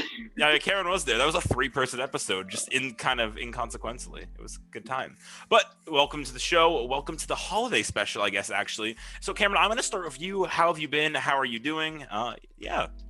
Actually been doing good. Although I want to say, I love how you opened with, love it or hate it, we're here. Look, that's the flavor, all right? That's the flavor. I hope there's no hate. I hope there's only love. Yeah, but I'm doing good. I'm doing great. That's good. I'm working, making music. I'm actually recording tonight. Ooh. Some music with a friend, so that's exciting. Maybe this is the first step on the path to officially releasing music and making this a profession, which is my hope. So are you releasing like a Hanukkah album? Is that the plan? Yes, me and my Jewish friends. Okay. We just want to wish the world a big old shalom. Okay, awesome. I'm excited to look forward to it. That's 100% not what's happening. I really hope it's a Screamo Christmas album. Honestly, right? Screamo Kwanzaa album, actually. Oh, okay. A little bit of dreidel That's action. probably disrespectful. No. Yeah. Not dreidel. Not dreidels. Nope. I realized that. Happening. We're gonna reverse that happening. one. Well, I'm glad to hear you're doing well, and I'm glad to hear that you're kind of finding your way down the music path. So I'm glad to hear it. And then Beth. How are you doing? And of course, introduce us to your companion here. I know him as Chug, but who is he really? He looks so calm right now, but I know he wants his hat off. Yeah. This is Riley, my 2-year-old Jug, the Jack Russell and Pug mix. Oh, that's why I get Chug it. the Jug. I remember that. Oh wait, never mind. I've been doing pretty good. That's good. I'm glad to hear it. I'm also making career moves, like Cameron is. I'm getting ready to open my art shop and start selling stuff. So I'm gonna buy nothing from you because I'm broke. But I'm gonna buy nothing from you. Yeah. It's okay. It's the support that counts. Yeah, I'm glad to hear that. That's awesome. So, whenever we had the big group of people on, we read some Christmas stories. We talked about some crazy hypotheticals. But what I want to do for you guys is read another Christmas story. I would be honored. Yeah, and I feel like we're gonna break it down, have a good time. So we're gonna be reading A Kidnapped Santa Claus. The day some evil demons tried to stop Santa Claus from making children happy. This is coming from storyberries.com. It sounds like the beginning of A Year Without a Santa Claus. By L. Frank Baum or Bum. Yep, same thing. Hey guys, it has 46,000 story reads. All right, give it a chance here. All right, we'll be the 46,003rd, first and second. There's the math. That's how that. Yep, you landed it. So, Santa Claus lives in the Laughing Valley, where stands the big, rambling castle in which his toys are manufactured. His workmen, selected from Riles, Nooks, Pixies, and Fairies, live with him, and everyone is as busy as can be from one year's end to another. Look, I just want to point out that this is already mixing up the lore of Santa Claus as I know it. Yeah, what? Is this like Nordic Santa Claus or like? I don't know. What? All I know is my American semi-Christian. This Santa is Claus. America. Yeah, where is capitalism Santa? Thank you. If it's gonna be any elves, they're not gonna be like fairies. It's gonna because they have a genetic birth deficiency, and they are like short people. That's true. Okay. So I'm just not liking it so far. Maybe it'll bring me back here though. It is called the Laughing Valley because everything there is happy and gay. The brook chuckles to itself as it leaps rollicking between its green banks. The wind whistles merrily in the trees, the sunbeams dance lightly over the soft grass, and the violets and wild flowers look smilingly up from their green nests. To laugh, one needs to be happy. To be happy, one needs to be content. Yes. I thought Santa was in the North Pole. Look, I thought that too, but again, why is it green? I don't know. Is it like Iceland where it's actually really, really nice there? I feel like for the sake of my sanity, we're gonna say yes, it is in Iceland. All right, so this is Icelandic. Santa. Oh, my aunt is from Iceland. Ooh, interesting. I like it. I like it. What a nice comparison. All right, continue. I just had to ask. I was confused. The violets and wildflowers look oh no, I already read that. To be happy, one needs to be content. And throughout the Laughing Valley of Santa Claus, contentment reigns supreme. So wait, it's not just the Laughing Valley, it's the Laughing Valley of Santa Claus. This implies that there are other Laughing Valleys, and the naming committee felt the need to differentiate between this one and the other Happy Valleys. I just have so many questions. On one side is the mighty forest of Berzies, and at the other stands a huge mountain that contains the caves of the demons. I'm going to say demons. And between and between them, the valley. Audience, for those that don't know, we had a song called. Was it Latin? Yeah. Look, I'm stupid. You got to remember this. So, I think I actually have it sitting in a shoebox somewhere behind me in my closet because I still have like 2 years worth of choir music, saved. That I'd never turned in. Sorry, Mr. Jake guilted me into giving it back.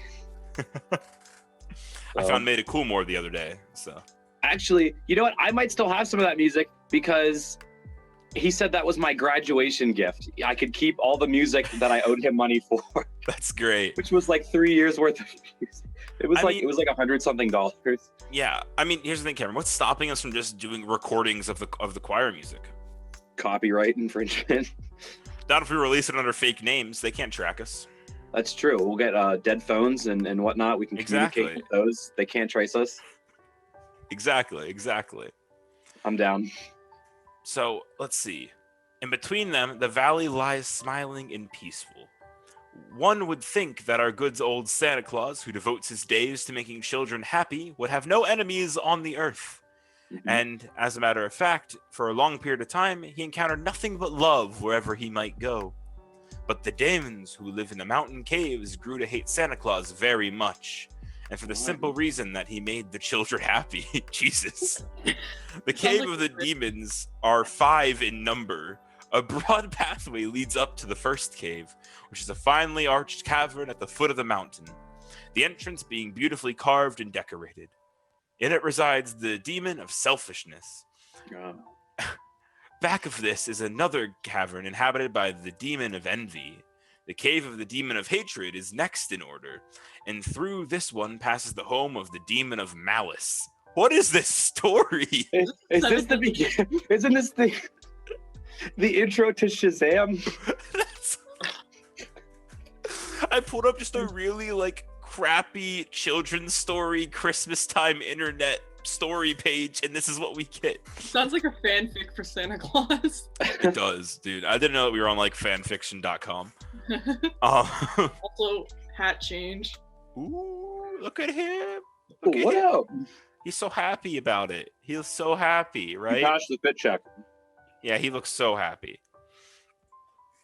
Let's see. Situated in a dark and fearful cave in the very heart of the mountain, I do not know what lies beyond this. Some say there are terrible pitfalls leading to death and destruction, and this may very well be true. However, from each one of the 4 caves mentioned, there's a small, narrow tunnel leading to the 5th cave, a cozy little room occupied by the demon of repentance. And as the rocky floors of these passages are well worn by the track of passing feet, I judge that many wanderers in the cave of the demons have escaped through the tunnels to abode the demon of repentance, who is said to be a pleasant sort of fellow who gladly opens one a little door, admitting you into fresh air and sunshine again.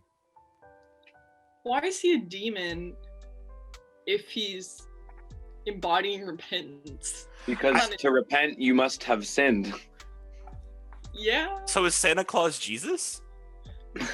Is that what the story is saying? Do they have Jesus in Iceland? The godly land.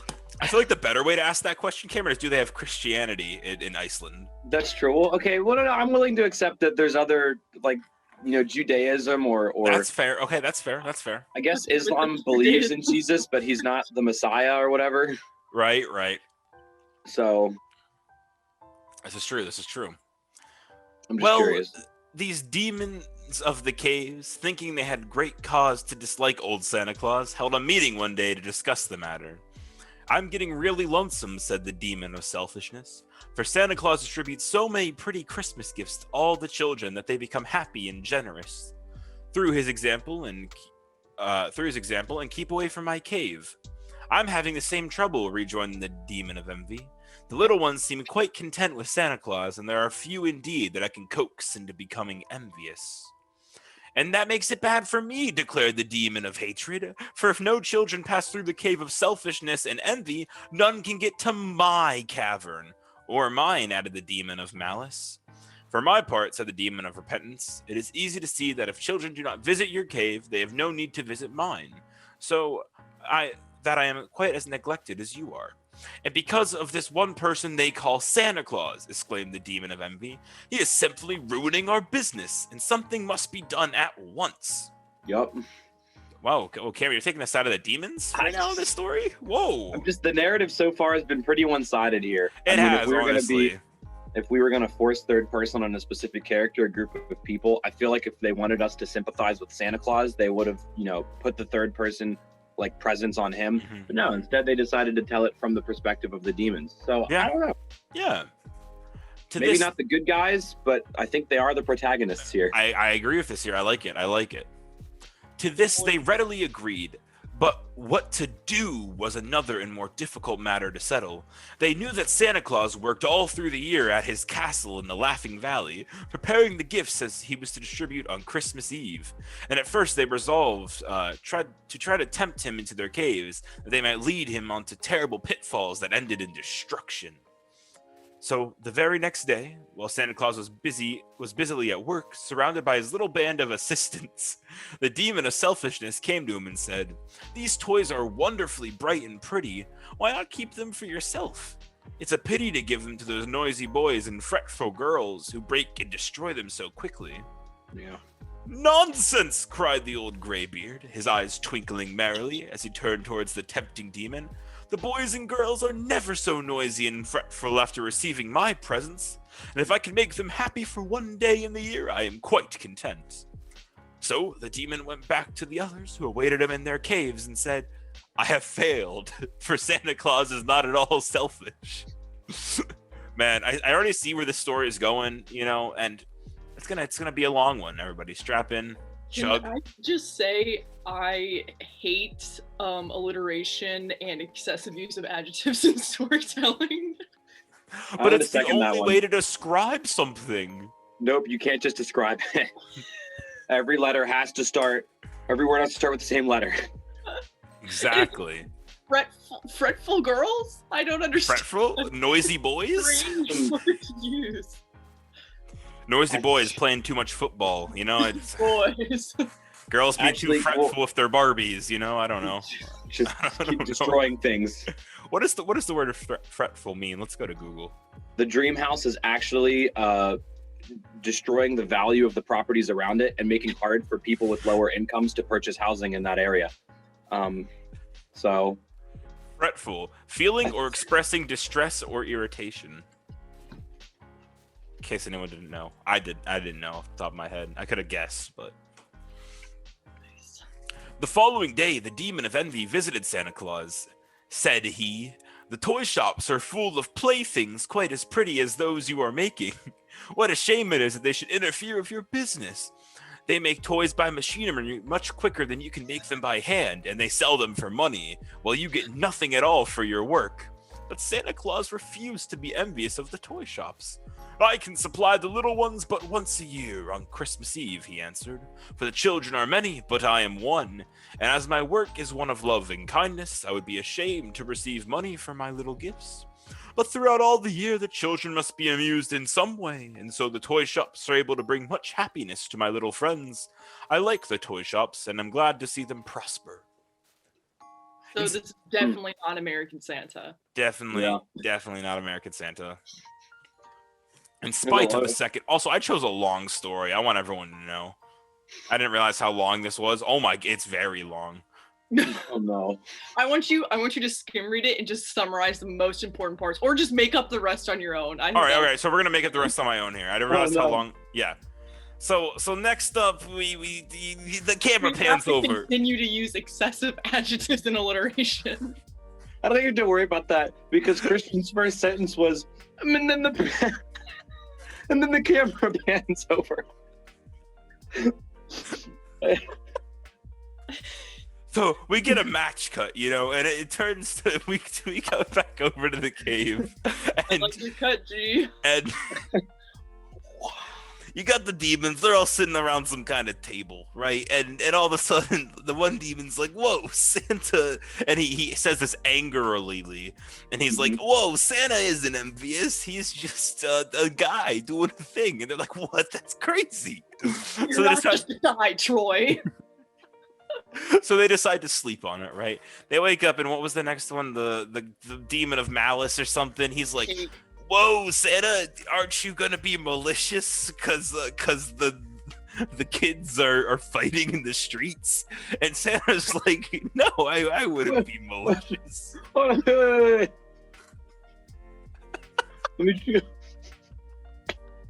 Let me chew my trail mix real quick. I just want you to know that I have a question. It'll be in a second. So clarification, the children are fighting in the street as a direct cause of these toys that Santa's given him. Yes. Of them. Yes. And on top of that, he's actually using his abilities and his wealth and his powers to take away trade from the toy shops. So he's actually destroying the economy, causing the children to fight. All right. Yeah, Cameron, there's actually an underground, above ground street fighting ring. A child street brawling? Yeah, where they fight for toys. The adults aren't betting on them. It's the kids are completely in control. The kids are betting toys on the fights. Boy, I bet you my 1997 Bobby Dreamhouse that Bobby will beat the crap out of Matilda next week. All right. So the demon of malice is all like, hey, Santa, why the kids are fighting in the streets, blah, blah, blah, blah, blah. And Santa's like, no, they're not fighting in the streets. They're just hugging with fists. It's fine. Everybody loves my toys. I'm full of love and jolly cheer. I'm Santa Claus. Ho, ho, ho. And he's got a good point. Yeah, exactly. Then the demon of malice walks back over and is like, damn it. Like, guys, we failed again. And he's not paying attention, but one of the other demons brought like their son to work that day, and like so he's just like swearing in front of this guy's kid. What's his son's name? What is he the demon of? Jacob. He's the demon of math. Of math? Of math. He's a lesser demon. Music math. It's Jacob Collier. Oh. He's the demon of odd time signatures that aren't 3, 4, and 7, 8. He teaches music theory 1 at Berkeley. All right, leave him alone. Music theory 1. Yeah. Not even 101, just 1. Just 1. Just 1. The first music theory. Music appreciation class. A. And the demon of whatever is like, whoa, stop swearing in front of my son, demon of malice. We all know it's fine. And then day passes, and it's like the demon of what was the other demon? God, hatred. Was it hatred? Yeah, no, it was hatred. The demon of hatred, which I think was actually the third one. But he's like, I wanted to go fourth, so they rearranged the deal and stuff. It's like, man, Santa, don't you just hate your reindeer? Man, because they're stupid and reindeer like. And Santa's like, no, I don't hate my reindeer. I'm Santa. I love everyone, including my reindeer. Without my reindeer, I would die because I eat them. And everyone's like, whoa, wait a minute. Like some of his workers ever heard that? And everyone's like, whoa, Santa, you what? Then he's like, no, you heard nothing. Make sure you go back to work if you want that Christmas bonus there, Marlene. He slipped up. Yeah, Marlene's a secretary. It's a whole thing. He's like, good, you didn't hear anything if you want that Christmas bonus. And the demon of hatred is like, oh, we got him on the ropes, you know? And he goes back, he's like, guys, I think we're doing something. And then the next day, tragedy strikes. As the cave of the demons is bombed.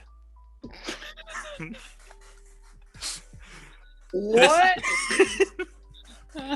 It was what? It was bombed. By whom? To this day, they say they don't know. But then the camera cuts away, and we go into Santa's secret office. Enter interior day, Santa's office. Thank you, Cayman, for the setting. Appreciated that.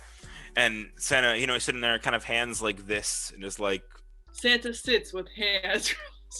Thank you. His hands were fretful with glee, with malice. It was only a matter of time before they got too close. So we planted a bomb in Rudolph. He's saying this out. Wait, what? The bomb was in Rudolph? You didn't let me explain. No! Because I realized I misspoke. There was no bomb in Rudolph. It was a bomb in a decoy of Rudolph. They had him roll up to the door, and it was like kind of like a Trojan horse scenario, but it wasn't people inside. It was just a bomb. And then they blew up the demons, and then they moved to the North Pole because they realized having the operation in a valley was pretty dumb. And that's so they were out of the cave, right? Yeah. Oh, so they're safe. Most of them. Jacob died. Jacob died. No more math and music. Exactly. It's just math and just music now. Exactly.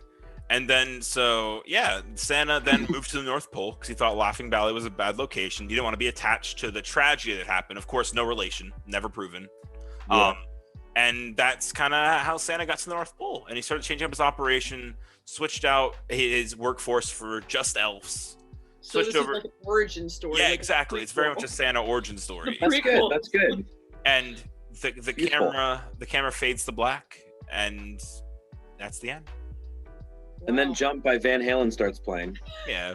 No, I was thinking more Fortunate Son. Yeah. Yeah. Or like, what's the song at the end of Don't You Forget About Me? and Santa, he said it's a jump cut or whatever. Exactly. And yeah, that is how a kidnapped Santa Claus ends in my head. Oh right, it was called a kidnapped Santa Claus. I think we should talk about this a little bit. Here, so there's actually little story analyzing questions attached to it, and I want us to read them without knowing what half the story is. Truly. Yeah. Wait, what website is this that there is story analyzing questions? I don't know. It's called storyberries.com. Okay. Let's see. Optimism, kindness, and generosity. The demons try very hard to tempt Santa Claus away from his good deeds. They say things that they imagine will make him angry or change his kindness to the children. But Santa Claus does not react to their words in the way that they expect. How does Santa Claus react? Why is this surprising to the demons? So I think Santa Claus bombed the demons. Of course, Santa Claus bombed. Right. That was kind of his reaction to being pestered. Like, he's like, guys, just get out of here. Like, stop walking in. You don't even have you didn't sign up for a visitor thing. You didn't make an appointment. You're just walking into the compound. Now, mind you, that kind of falls on the security team there at the Santa compound. But I think at the same time, it's like common courtesy, I like caught. What's wrong with my? You have COVID. Hot. Anyway, but so the question was regarding why were the demons surprised, right? Yeah. So, Santa and his constituents, elected to, send deadly weapons into foreign territory when we obviously saw that the demons did nothing but search for diplomacy, a diplomatic solution to this problem that they had. All right, I would also be annoyed and surprised if that's how the response question wants to word it, when Santa responded as he did.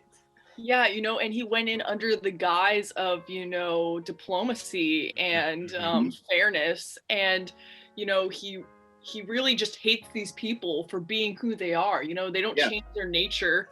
Right. So I don't really think we need first world Santa coming in there to fuck with their ideals. And I hate I hate to get all like Alex Jones conspiracy theory here. Oh dang. But I feel like maybe those caves were sitting on some oil. Okay.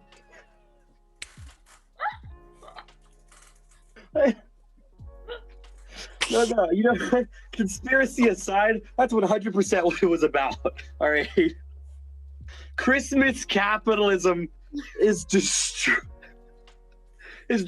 the Valley of Happiness. Look, obviously Santa cares very little for his workers. He's probably not paying them anyway. He's exploiting them. He needs them to keep the factory going. He needs his resources, and he's not going to play the nice guy. Look. Santa is a businessman, all right? And he's doing what he has to do to keep the business alive. We've all been there. Look, you don't want to know the things I've had to do to keep That's the Flavor alive for a whole year. All right, you don't want to know. You don't want to know the back alley deals I've had to make. You say you don't want to know, like I don't want to know, but I want to know. Well, you see, in 1942, things for That's the Flavor were looking rough, and so I had to cut a deal with well-known Swedish artist May Gorgensen. Mitt Romney. And the exchange was that I would use his art for That's the Flavor in exchange for funds. And then that deal fell through because I was like, your art sucks, and I'm just going to get Beth to design the art. So, right. And that's how we got to where we are. Good choice. Yes. But on that note, we're going to bring this segment of the That's the Flavor holiday special to a close. I think we've had some fun. We got strangely political there towards the end. Not even political, more just political commentary. What you're talking about. But yeah, I can't prove anything. But on that note, Cameron, Beth, I'm going to thank you guys for returning to That's the Flavor. And obviously, we're going to have you on more times here soon. And we got some fun things coming for That's the Flavor overall, so stay tuned there, audience. And I'm going to go ahead and toss it over to Christian in the studio to go ahead and carry over for the next segment. So take it away, Christian. Hello, everybody. Welcome to the last segment of the That's the Flavor holiday special. I am joined by Ozzy, again, my co-host over there. And today, in this last segment, we're going to be building gingerbread houses. Not sure how this is going to go, how long it might take. I mean, we're kind of on a time crunch, so worst comes to worst, we don't finish it and they look like garbage. But we're going to sit here, have some fun, hang out with you guys. And I'm not going to sit here and make you watch the whole thing, I don't think. I'll just edit it down to the funny bits. So, yeah, let's go ahead and get into this. So, Ozzy, what are you working with here, gingerbread house-wise, I got everything. I got a little tray to help out, I guess. Ooh, nice. I'm working with pre-built gingerbread kit. It's the Bright House model because it's all these colors. I figured that'd be good for That's the Flavor. Yeah, that's good. Yeah, I have colors. I don't know. I'm a little worried because it does say that the skill level is 2. And I think I'm definitely at a 1. Yeah, mine doesn't have a skill level, so we're gonna see how this goes. Oh no, it's already cracked. Mayday. Wait a minute. When they said pre-built, they weren't lying. Oh, so you don't have to build anything? I don't have to build anything. You just have to decorate it? Wow. That's BS. What do I got here? A bag of icing. So I want you, for the real authentic experience, you have to break it apart and then rebuild it. I don't know if that's a good idea. It's probably not. We got candy. More candy. Same. Instructions, which like right? Candy. Trees. Wonder how the icing tastes. I don't know. Probably not good. Probably not, but Are you gonna be my little helper, Mabel? Got some colorful mints here. That's kind of gross. What are you talking about? That's gonna be delicious. And then I think, yeah, it goes this way. All right. Got to figure out. Actually, I do need the instructions to insert the piping tip into the bag of icing. At least I have one. I have a tip. Yeah, this is gonna go terribly. Prepare. Okay. Helpful hints. Remember that icing sets quickly. When you're not using the bag and tip, cover tip with a damp cloth or place in sealed bag. Make sure you place your candy within 5 minutes of icing to assure they will adhere. If your icing becomes stiff and hard to pipe, you can warm it up in the microwave if you are using a plastic decorating tip. Simply place the filled bag and tip in the microwave and warm it for 5 seconds. All right. Assemble bag and decorating tip. Cut approximately 3/4 an inch off pointed end of decorating bag with scissors. Drop decorating tip into the bag so the tip is exposed. If necessary, trim the bag a little at a time until tip fits correctly. I need my icing for about 60 seconds. So Oh, I have to make a pipe bag. Ooh. Oh dear God! I just they gave you a big bag of icing, this plastic thing, and the tip. That's what you get for having to have a pre-made house. You have to have some challenge. I don't want a challenge. Into the bag.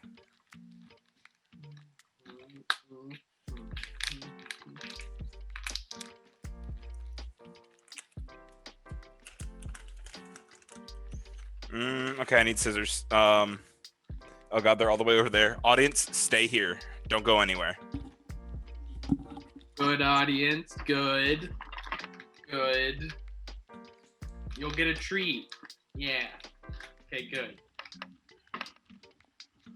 All right, audience, we're doing this together. If we were doing the show live, which I might do next year, I'd have you vote on how I decorate the house, but we don't have that luxury. So you don't get a vote on how we do the house, audience. Next year, you do a gingerbread mansion. I don't think you underestimate my power. I'm thinking a gingerbread village. Oh. I'll do the mansion if you do the village. Okay. All right, I think it's nice and soft. Oh God, drop the tip. I dropped the tip. Oh God. Get in there, you. It says remove the tip halfway opening. Okay. Like roughly. Halfway. Go in! That's what I said to the horse. Where'd that go? That's pretty kinky. Alright, so I think we did that right. And then let's put the... Hey! Aru.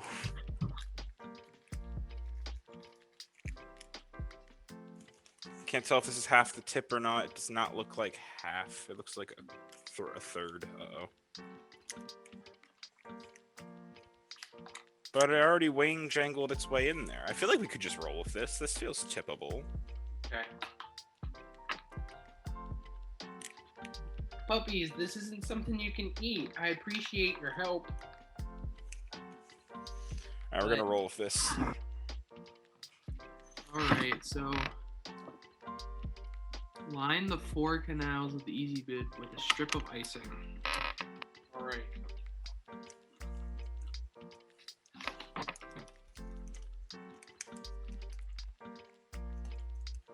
You know, this is a question. Are gingerbread houses made to be edible? I've never known. I feel like yes.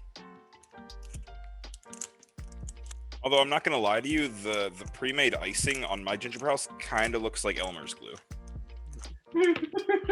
Like, Well, look at that. That's just a big strip of Elmer's glue. Yeah, that very well could be Elmer's glue.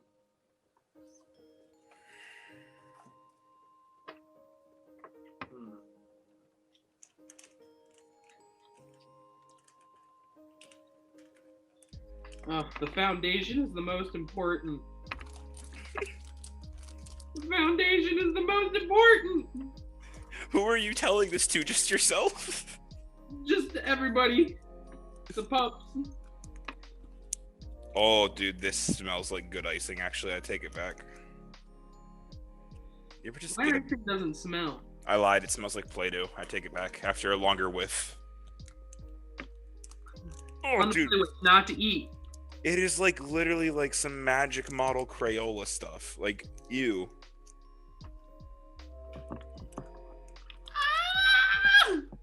What happened? Nothing. We did it. We did it. We did it. We did it. We did it. Did I give it a taste, Ozzy? I'll give mine a taste. Mine's not good. Mine's not terrible. Mine's edible, yeah. Gotta make a piping bag of icing. Gotta put the tip in the bag.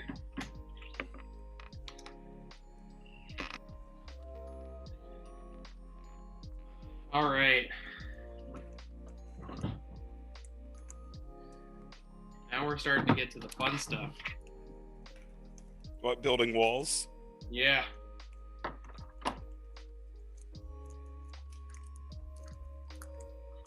Da da da da da da da. Leg bone. Leg bone. Da da da da da da. Leg bone.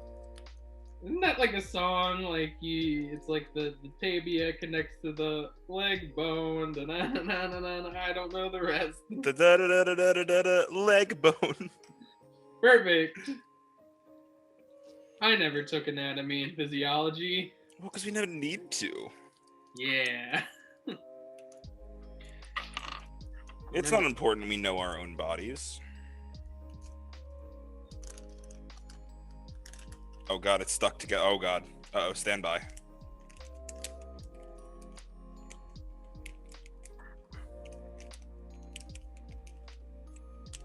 Oh lord! Oh no! Oh no, what'd you do? Stay, buddy, stay! You know, so I know they want me to do this to like make it beautiful and like use the piping bag. What stopped me from like using a butter knife? You know, just lathering it on. I don't think anything's stopping you from using a butter knife. Cause like, look, this is the progress I've made with this pipe bag, and I feel like it wouldn't be flavorful enough, you know. So you know, that's what we're gonna do, guys. Audience, we're gonna decorate using this butter knife. Because you know what? No one can stop me. It's my house. It's my gingerbread house, that is, not the house I live in that is not owned by me. Hey, you did pay for it. Well, the gingerbread house, but I was talking about my actual house. Like, yeah, I don't no, that's what I was talking about. Like, you paid for your gingerbread house. Yeah.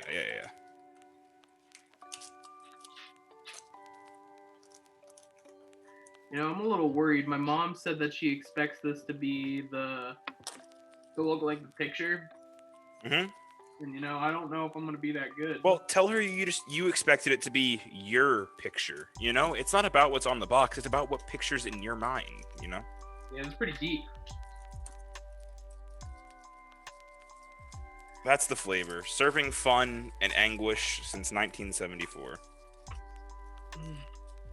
Whoa. They don't have this house is not up to code. It doesn't have any gingerbread doors or windows. Well, see, mine does, but I can't show right now because I'm trying to get the walls to Right. So, audience, as you can see, we got a little bit of a crack in the roof. You can wait, I gotta flip it.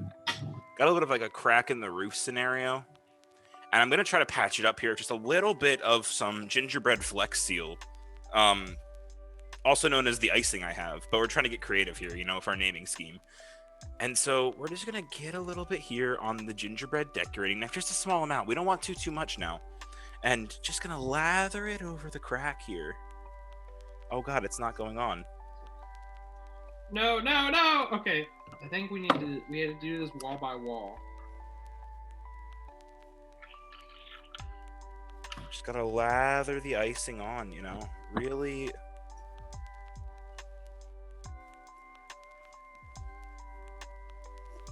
And as I'm doing this, I'm noticing a little bit of a hairline fracture on the other side of the roof as well. This is a poorly built roof. Definitely not At least destroyed. symmetrical. Yeah, definitely not destroyed in the transport from store to house. No. It was built like this. But it's okay. It's just one of those happy accidents,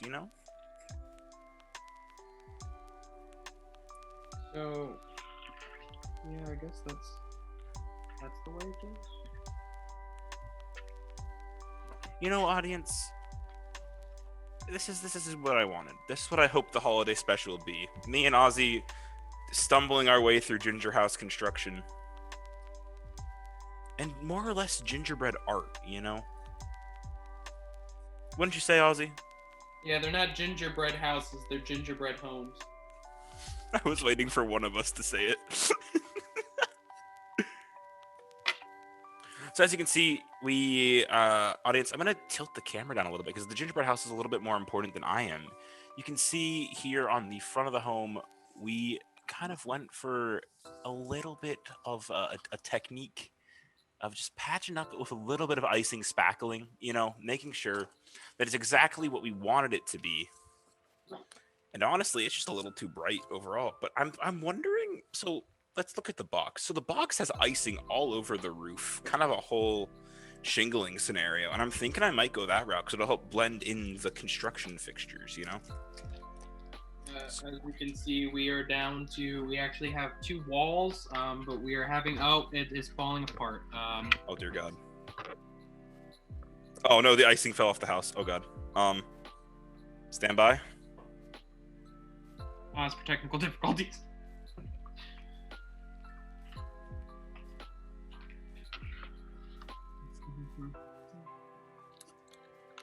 At the end of the day, this house might not be the best on the market, but it's going to be my house. Exactly. That's all that matters. And to those of you watching at home, join in. Get your own gingerbread houses, your own gingerbread homes, and decorate and build along with us, Build that jacuzzi you've always wanted in your backyard, but your mother said no. Or build that pool table man cave area that you've always wanted, but your wife said no. Or build that new kitchen with the really fancy island that your husband's always said no to. Just join in, have a good time. We don't have any expectations here. Just create. Just create. Oh God, this is terrible. Uh-oh. This is why they don't make Christian take an art class. Because I'm bad. Okay. This is actually exciting. We have 3 walls standing up, people. Ooh. We only have 1 more. That's how houses work. That is how houses work. Well, not necessarily. Well, this is how gingerbread houses work. Fair.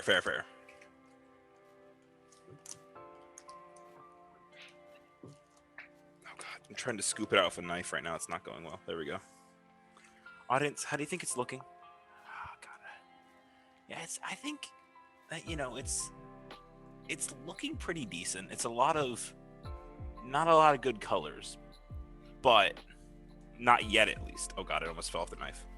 Pay attention to what you're icing, Christian. Pay attention, because jobs are on the line.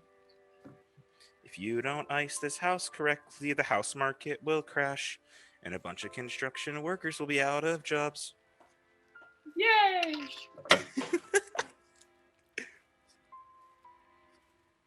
It's funny for me to press too hard with the knife and for it to go through the roof. Then yeah, that's gonna not be a livable house anymore. I know a guy who can patch it up. That guy you? No, it's not. It's this guy named Jerry. He works in shingling mainly, but he has done a couple of roof repair jobs here in the past.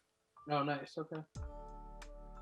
I might need his number after this. Yeah. I'll let you know. Well, I'm just about constructing the roof, so. Yeah. Audience, I think we're looking pretty good. It's looking pretty okay, I think. I'm liking it. I'm liking what I'm seeing.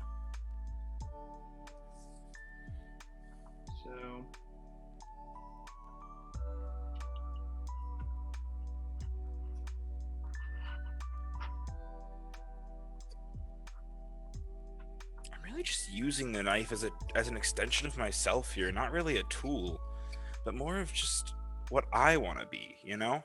Yeah.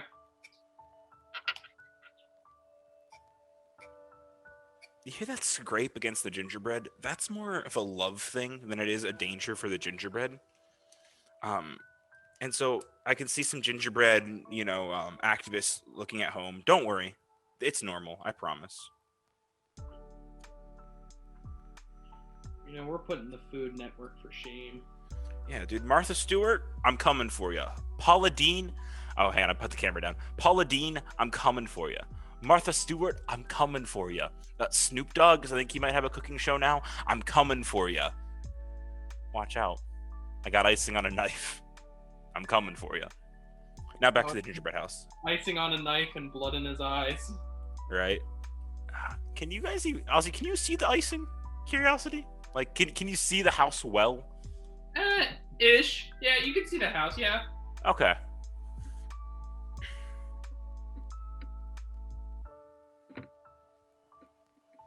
Da da da da da da. Building a gingerbread house of love. So, do you have a gingerbread family ready to move into your home? Or are you kind of like, is it a custom build? I do. Nice, nice. I have two gingerbread men. Ooh. That's a progressive home. Yeah. Makes me happy. That's good. That's good. I was gonna say, how does it feel to be at the forefront of progress? It feels really good. It feels really nice. I didn't want just typical home. I wanted to show my support. Yeah, I mean, mine's actually gonna be the first home owned by a family of ginger dolphins. Oh, nice. Yeah, it's a very aquatic, progressive thing. As soon as I finish building this, I'm gonna go dunk it in the tank, get it pre-soaked. Yeah, I think that'll be perfect. And then it'll also be ruined because gingerbread doesn't survive in water. But yeah, we've discussed this. Exactly. Okay. Oh no!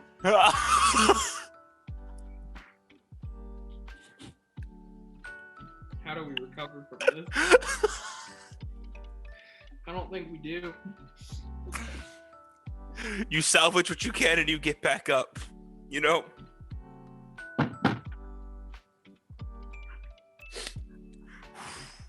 What's the gingerbread family gonna do now? Fine, they're staying in a hotel right now. They just might need to stay a little longer. That's how everything is going. Should I get Francine on the line to give him a call, let him know? No. Okay, all right. There's still a slight chance we might make it on time. They really call that side of the roof good. I kind of like it. It's got a little bit of a rough, rustic style. Something to really kind of provide the house with a little bit of texture. I'm not sure if you guys like what you see, but it's definitely not what I expected, but it's definitely what I think I want.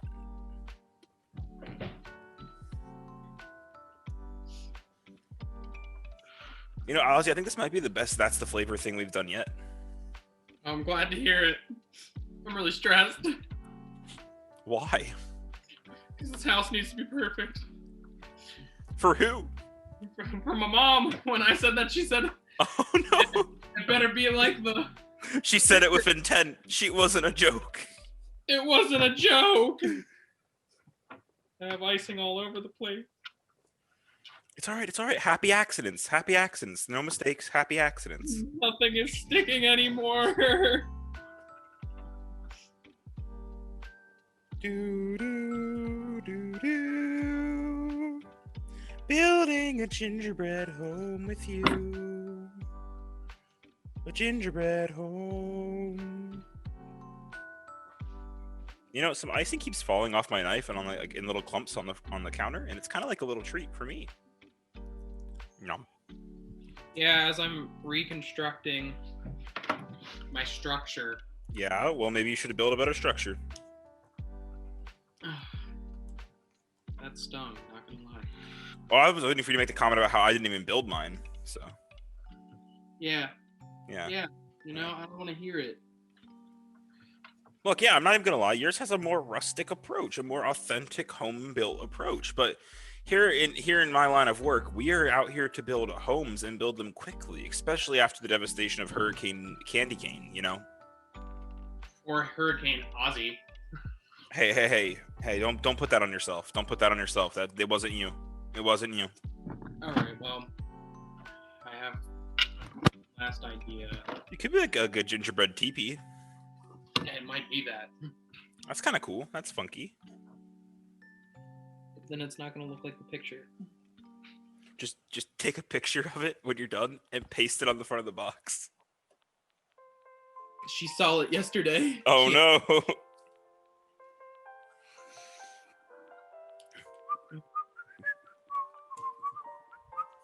So I was thinking, Ozzy, what's stopping us from becoming the creators of like a modern version of Friends? Money. Yeah. And also, I don't know if we want that kind of life. Why not? You know, Friends is, I think, arguably one of the most, like, either love/hated. Well, here's my question then. Do you love Friends? What's your opinion on Friends? Well, see, I don't love it, but I don't hate it. Fair. Like, I watched it. Yeah, Friends is pretty banger. Yeah, that's pretty good. And I've also had, like, people who are like, no. Well, like, there are people that are also like, The Office is better and you can't like both. And it's like, whoa. Good TV is good TV, you know? Like... Yeah, that is true. Now, mind you, there are shows that I don't like as well, but I will respect people that do, you know? Like, I'm not gonna shame someone for liking something. Unless it's like kind of messed up, but... What shows are you referring to? I don't know. I'm making a blanket statement about me personally, you know? Like I've had some people try to take swings at Blue's Clues, and I'm like, you stay, no, back off. Blue's Clues is amazing. Exactly. It's all about Blues and her clues. That's true. I'm not gonna lie, I'm struggling with icing the roof of this house. I'm struggling with making it.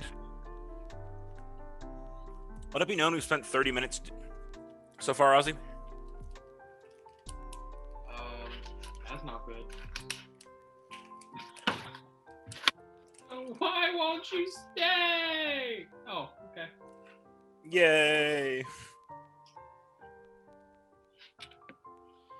All right. Well, at this rate, I don't think we're gonna have like any icing left to decorate. No. Don't say that. There'll be just enough for exactly what you need, you know?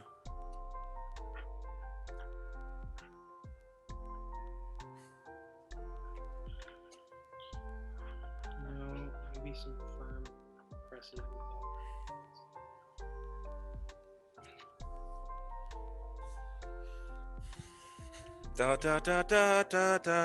Da. You know what would hold this, Christian? What? Flex Seal. I have flex tape. Yeah, you do. That was a Christmas present from you. It was. Best Christmas present I ever got. We just got to get a whole bunch more so we can saw that button in half. That's gonna be another That's the Flavor special, like the summer special. Okay, I like it. We just have to get a boat. There's also the pool of Jello. Oh yeah. There's a lot of stuff that we can do now, Ozzy, and classify it as we're making content. Think about this. There's a lot we can do now if we want. Yeah, that's true. We have a lot of ideas. Yeah, like I could fall down some stairs for content. You could. Well, I'll do it safely. I mean, yeah, I guess technically that's content, you know? It's content, all right.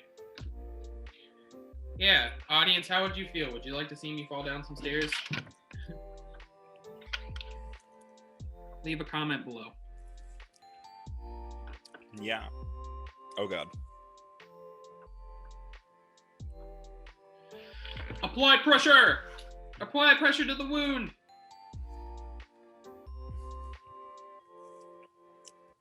All right, the roof is complete. I have 2 walls up again. Dude, they have me making an entire door out of icing. That's not happening.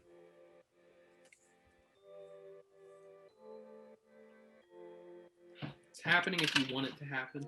Yeah, I don't know if I want it to happen, though. Okay. Fly pressure! God, my hand is covered in icing that I haven't... It's just, like, secretly been covered in icing that I haven't realized. That's fun. Applying pressure! All right, audience. So we got the roof done, audience. And I think we're just going to go for decorating the roof here, you know? From there, we'll then move on. But I want to make sure we finish kind of one thing at a time. So I'm going to lay a layer of new icing on the top of this old Elmer's glue icing. Just give me a little bit more texture, you know?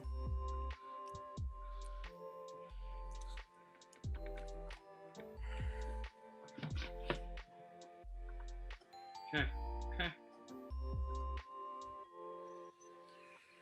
Ba ba ba ba ba ba ba.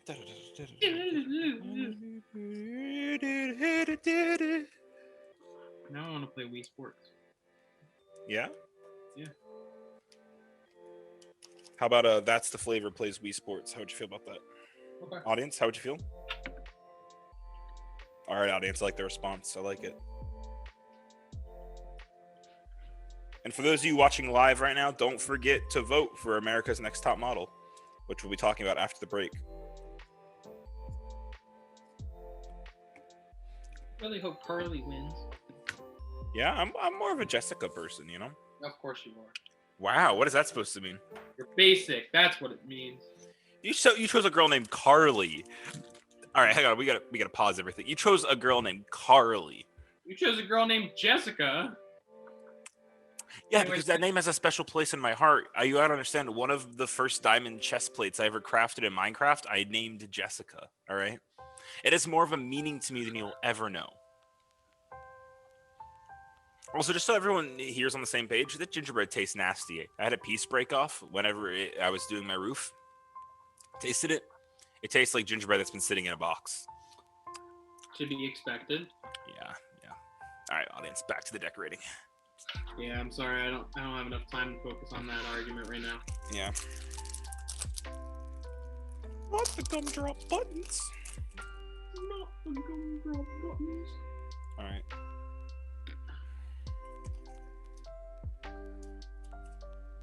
Audience, little do they know that I am That's the Flavor decorating. Gosh. Stay you. I said stay. How did they get the roof to stay? I don't understand. No! No! This is stupid! No!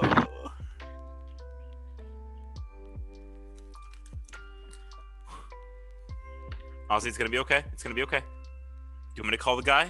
I can bring him in? No.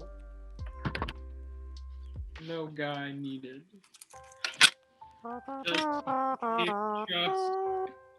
And pixie dust. Okay.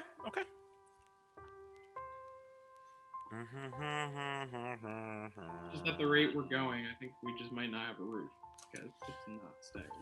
Okay.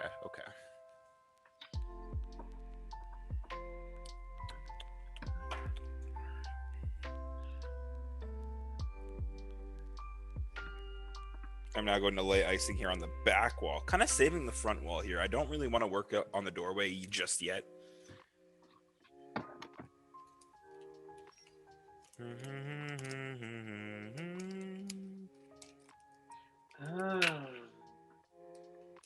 I know what I was doing wrong, audience. I was placing it the wrong way. That'll do it.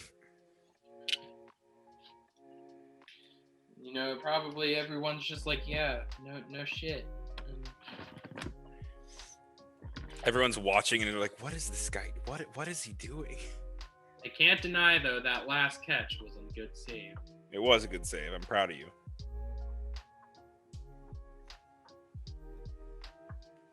Oh yeah, Christian. While you were getting the scissors in the beginning, I told the audience that they deserve a treat because they were being good and they stayed still. Oh, that's good. So we'll give them our gingerbread houses to eat. Yeah, anybody. So we could do a raffle and mail them. Yeah. Well, we can't guarantee that they'll survive transportation, but. Oh no, I'm going to guarantee that they won't. Okay. If they do, then it's just a lucky bonus. Yeah.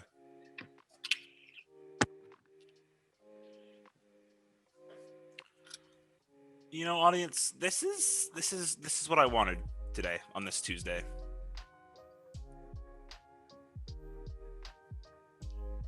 Oh gosh. Tuesday? Yeah, audience, there's no way I was filming the holiday special in one day. Are you kidding me?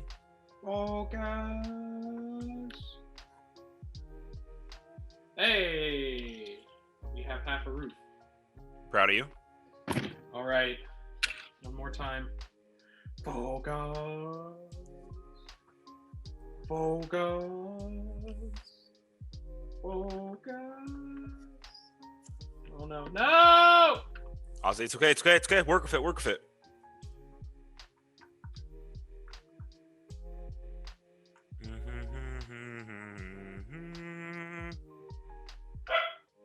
Me too.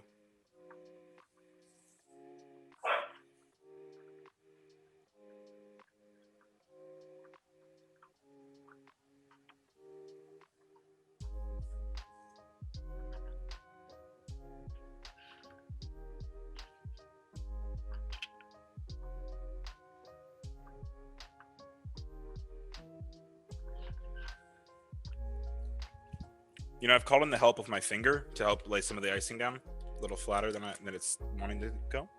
And that's all right. All it means is that this house has a little bit more of a personal touch, guys, you know?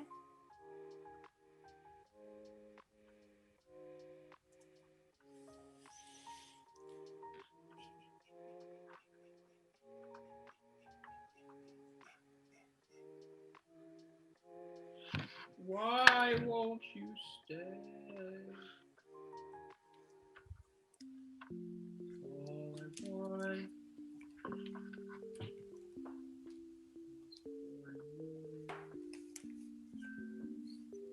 Hey.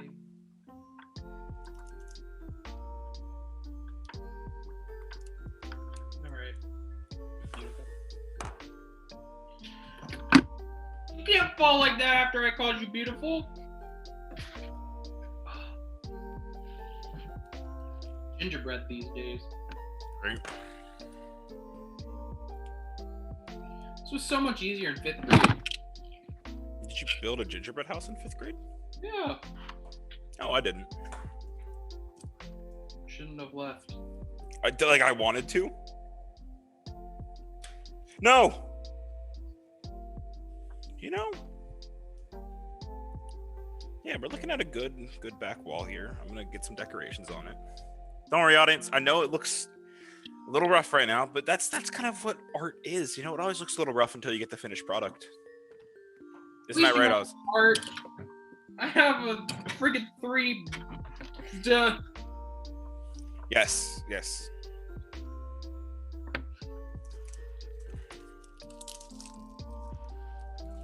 So, I'm gonna go with these here for the back area. At least maybe one or two. Maybe simulate a window. Ooh, they're individually wrapped. That's cute. It's a little useless, but cute. Cuteless, one might say. It smells like a grape hard candy. That's cool.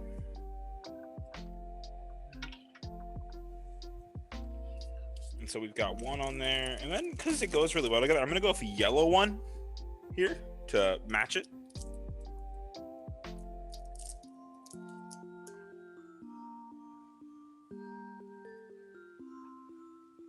There we go. That is exactly what I wanted. Ozzy, how are you going over there on Gingerbread Lane? Not so hot. The roof is not laying. You know, worst comes to worst, dude, it's an open house concept. You know, it's an open roof.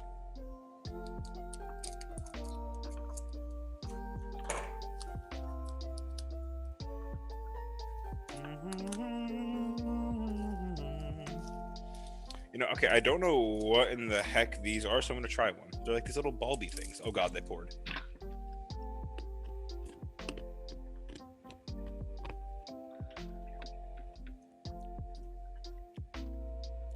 They're gross, that's what they are.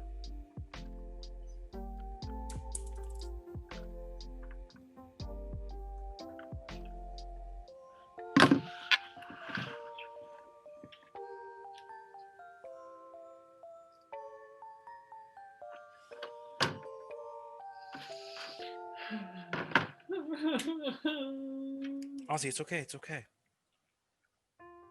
When in doubt, she's gonna look like a guy covered in snow.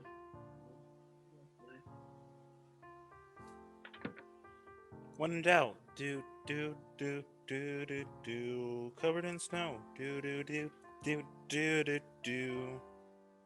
Audience, I know you're all probably sighing at home, looking at me, doing what I'm doing. But I promise you, I'm putting in just the right amount of effort this holiday season. Oh my gosh.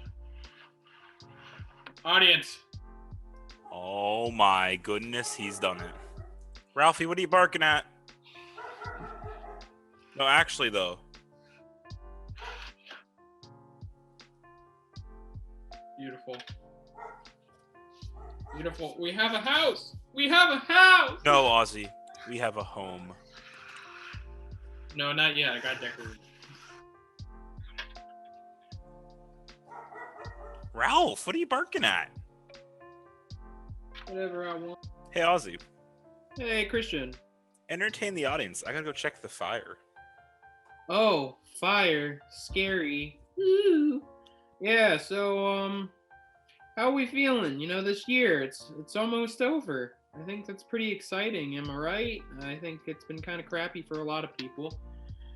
Pardon me, I'm probably not going to be the most entertaining right now. You know, building a home like this, it's really stressful because you have not only do you want to impress yourself, but you got to impress your clients. And I really want to make sure that my gingerbread men are happy with their forever home, because they did give me a lot of money, and you know, if I kind of mess this up, then you know, that's on me. Audience, I've returned. I hope Ozzy entertained you well. So what I'm thinking is, guys, we're gonna build our doorway using these.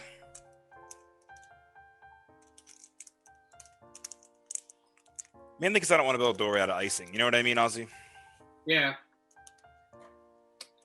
It just feels like too much work. And I mean, I got to pick up Lisa and Tommy from practice later, and it's just I don't want to be still here, you know? Yeah, I feel that I gotta go to work soonish, and gotta make sure that my clients are happy with this. Your clients. Yeah, no, I was telling the audience, you know, it's really hard because not only do you want to impress yourself in your work, but you also got to impress your clients. Right, all right. Got to make sure that. Ozzy, hear me out. In their forever home. So what I'm thinking is here, what if I go for like a double barn door scenario? Because I have 4 of these sticks, you know? So you could do it. I mean, you could totally do it. I mean, if Batman can do it, I can do it, right? Yeah, for sure. Could Batman build a Christmas gingerbread? Oh no! Oh! I want to cry. Ozzy. No. That was just no. Oh no! As you can see, I'm building kind of an offset door scenario here. Ozzy, how you feeling? Ozzy, talk to me. I don't want to talk. All right, audience doesn't want to talk, so I'll talk. Those aren't chocolate. Okay, they're not.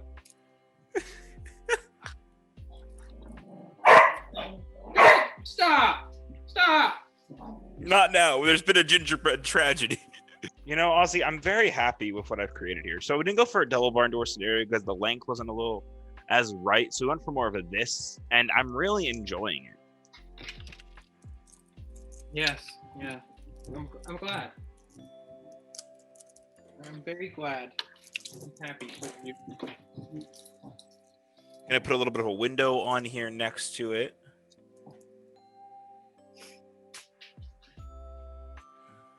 Gonna go ahead here, give it some house lights. Yeah, that's what I'm working on now too. Wheatley, come on.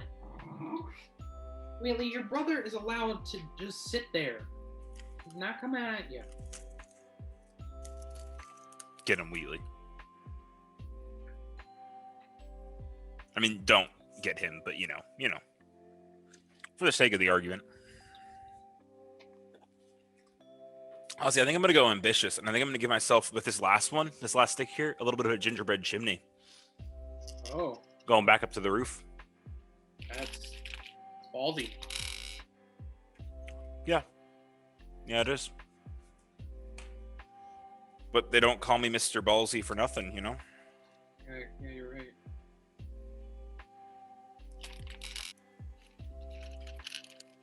I don't think they tell you to be mentally prepared for like gingerbread house building, you know, like be ready for the art you're creating. But like, I'm really feeling a little emotional right now. Yeah, I'm feeling emotional, but I think I'm feeling emotional in very different ways.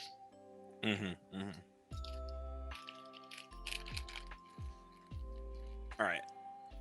Got a little bit of a gingerbread chimney going on now. Of course, we're just now tuning in. Back of the house.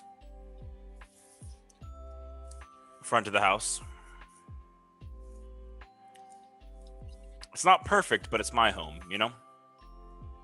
Well, it's the Dolphins' home. Well, little the Dolphins know they're paying rent. So. Can't be all sunshine and rainbows here in Santa Fe, you know? And though. Yeah, but it's not, you know? Can't. The sooner these Dolphins realize that, the better. Becoming a tyrant, folks. There, you know, I do what I gotta do because I do it. All right, not because I want to do it. You tell yourself whatever you have to. Sleep at night. Oh, I will. I actually read my children the Goldilocks story, but Goldilocks wins right away. Goldilocks wins. Wow. Okay, so now you're endorsing animal cruelty. Okay, hold on now. Wait a segundo. Poor favor. Yeah. Ralph. Ralph, Ozzy says hi. Ralph. Ralph. Ralph. Ralph. You know, some might argue that this holiday special got a little too ambitious, but I think it got just right, you know? Ralph, you heard nothing drop on the floor. I'm watching you.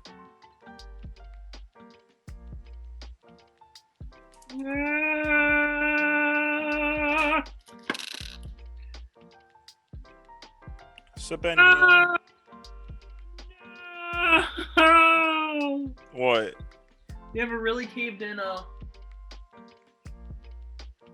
door? Oh, you know, it's fine. At this point, I'm eating the decoration. Yeah? Or do they taste good at all? Mediocre. Yeah, yeah.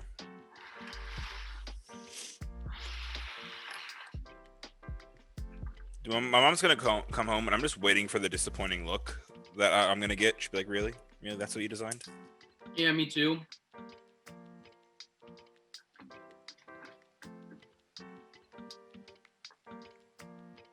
But hey, it's like you said. It's about what we wanted, not what the people wanted. Right, right. Honestly, I'm really proud of what I've created here. It's not perfect, and everyone won't love it, but I will. Ooh, amen. Ozzy, how you looking here? Are you in the finishing stages? Ish. Oh yeah, I'm not rushing you. I'm just more asking. Well, I'm kind of rushing myself. Fair. All right, we have been here for over an hour. That's fun. And yeah, I'm gonna have to just I'll have to finish it whenever I come home after work. So would you like me to outro now? No. I'm just about finished. So Okay. Front. Okay.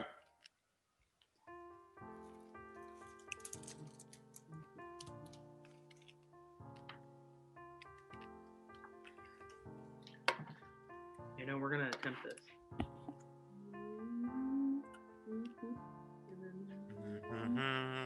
Oh, it's the nicest thing we did. Woo! And then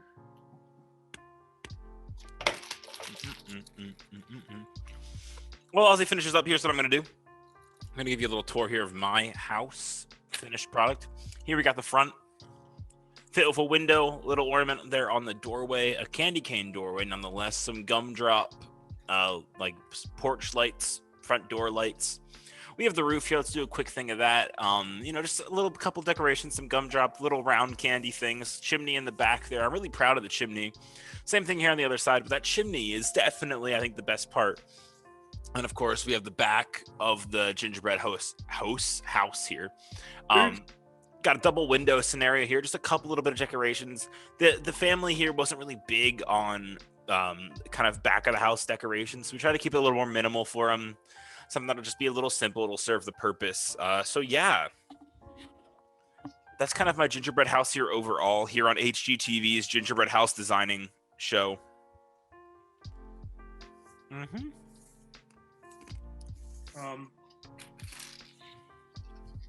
This is the front. That's we got a little present as the door. I like it. And you'll see we actually have trees here, but I cut them in half to see so they could have a little little greenery under it. We have our Christmas lights, and then our nice little peppermints, and then we have some hanging lights over here. Ooh, I like it. That's all we got. I like it though. I like it. And audience, on that note, it is time to bring this episode of That's the Flavor, this holiday special of That's the Flavor, to a close. First of all, I hope that you all have had an amazing Christmas, because that's when this episode is coming out. I hope that you have had an amazing Christmas with family, friends, and you've been enjoying it. Or if due to the circumstances of, the world right now, if you're by yourself this holiday season, hopefully this helped cheer you up a little bit, I hope. I'd like to thank all of my guests for coming back in and hanging out with me, talking, having a good time. It was so much fun to talk to everybody again. And I'm really, really glad it all came together and it all happened. Ozzy, I want to thank you for coming back on, 2 co-hosting, and then 3 agreeing to build gingerbread houses with me. I know we had to reschedule it a couple of times, but we worked it out. So I really appreciate you, man. Yeah, of course. My pleasure. Be nice. Audience of my gingerbread house. I know it's not great, but I tried.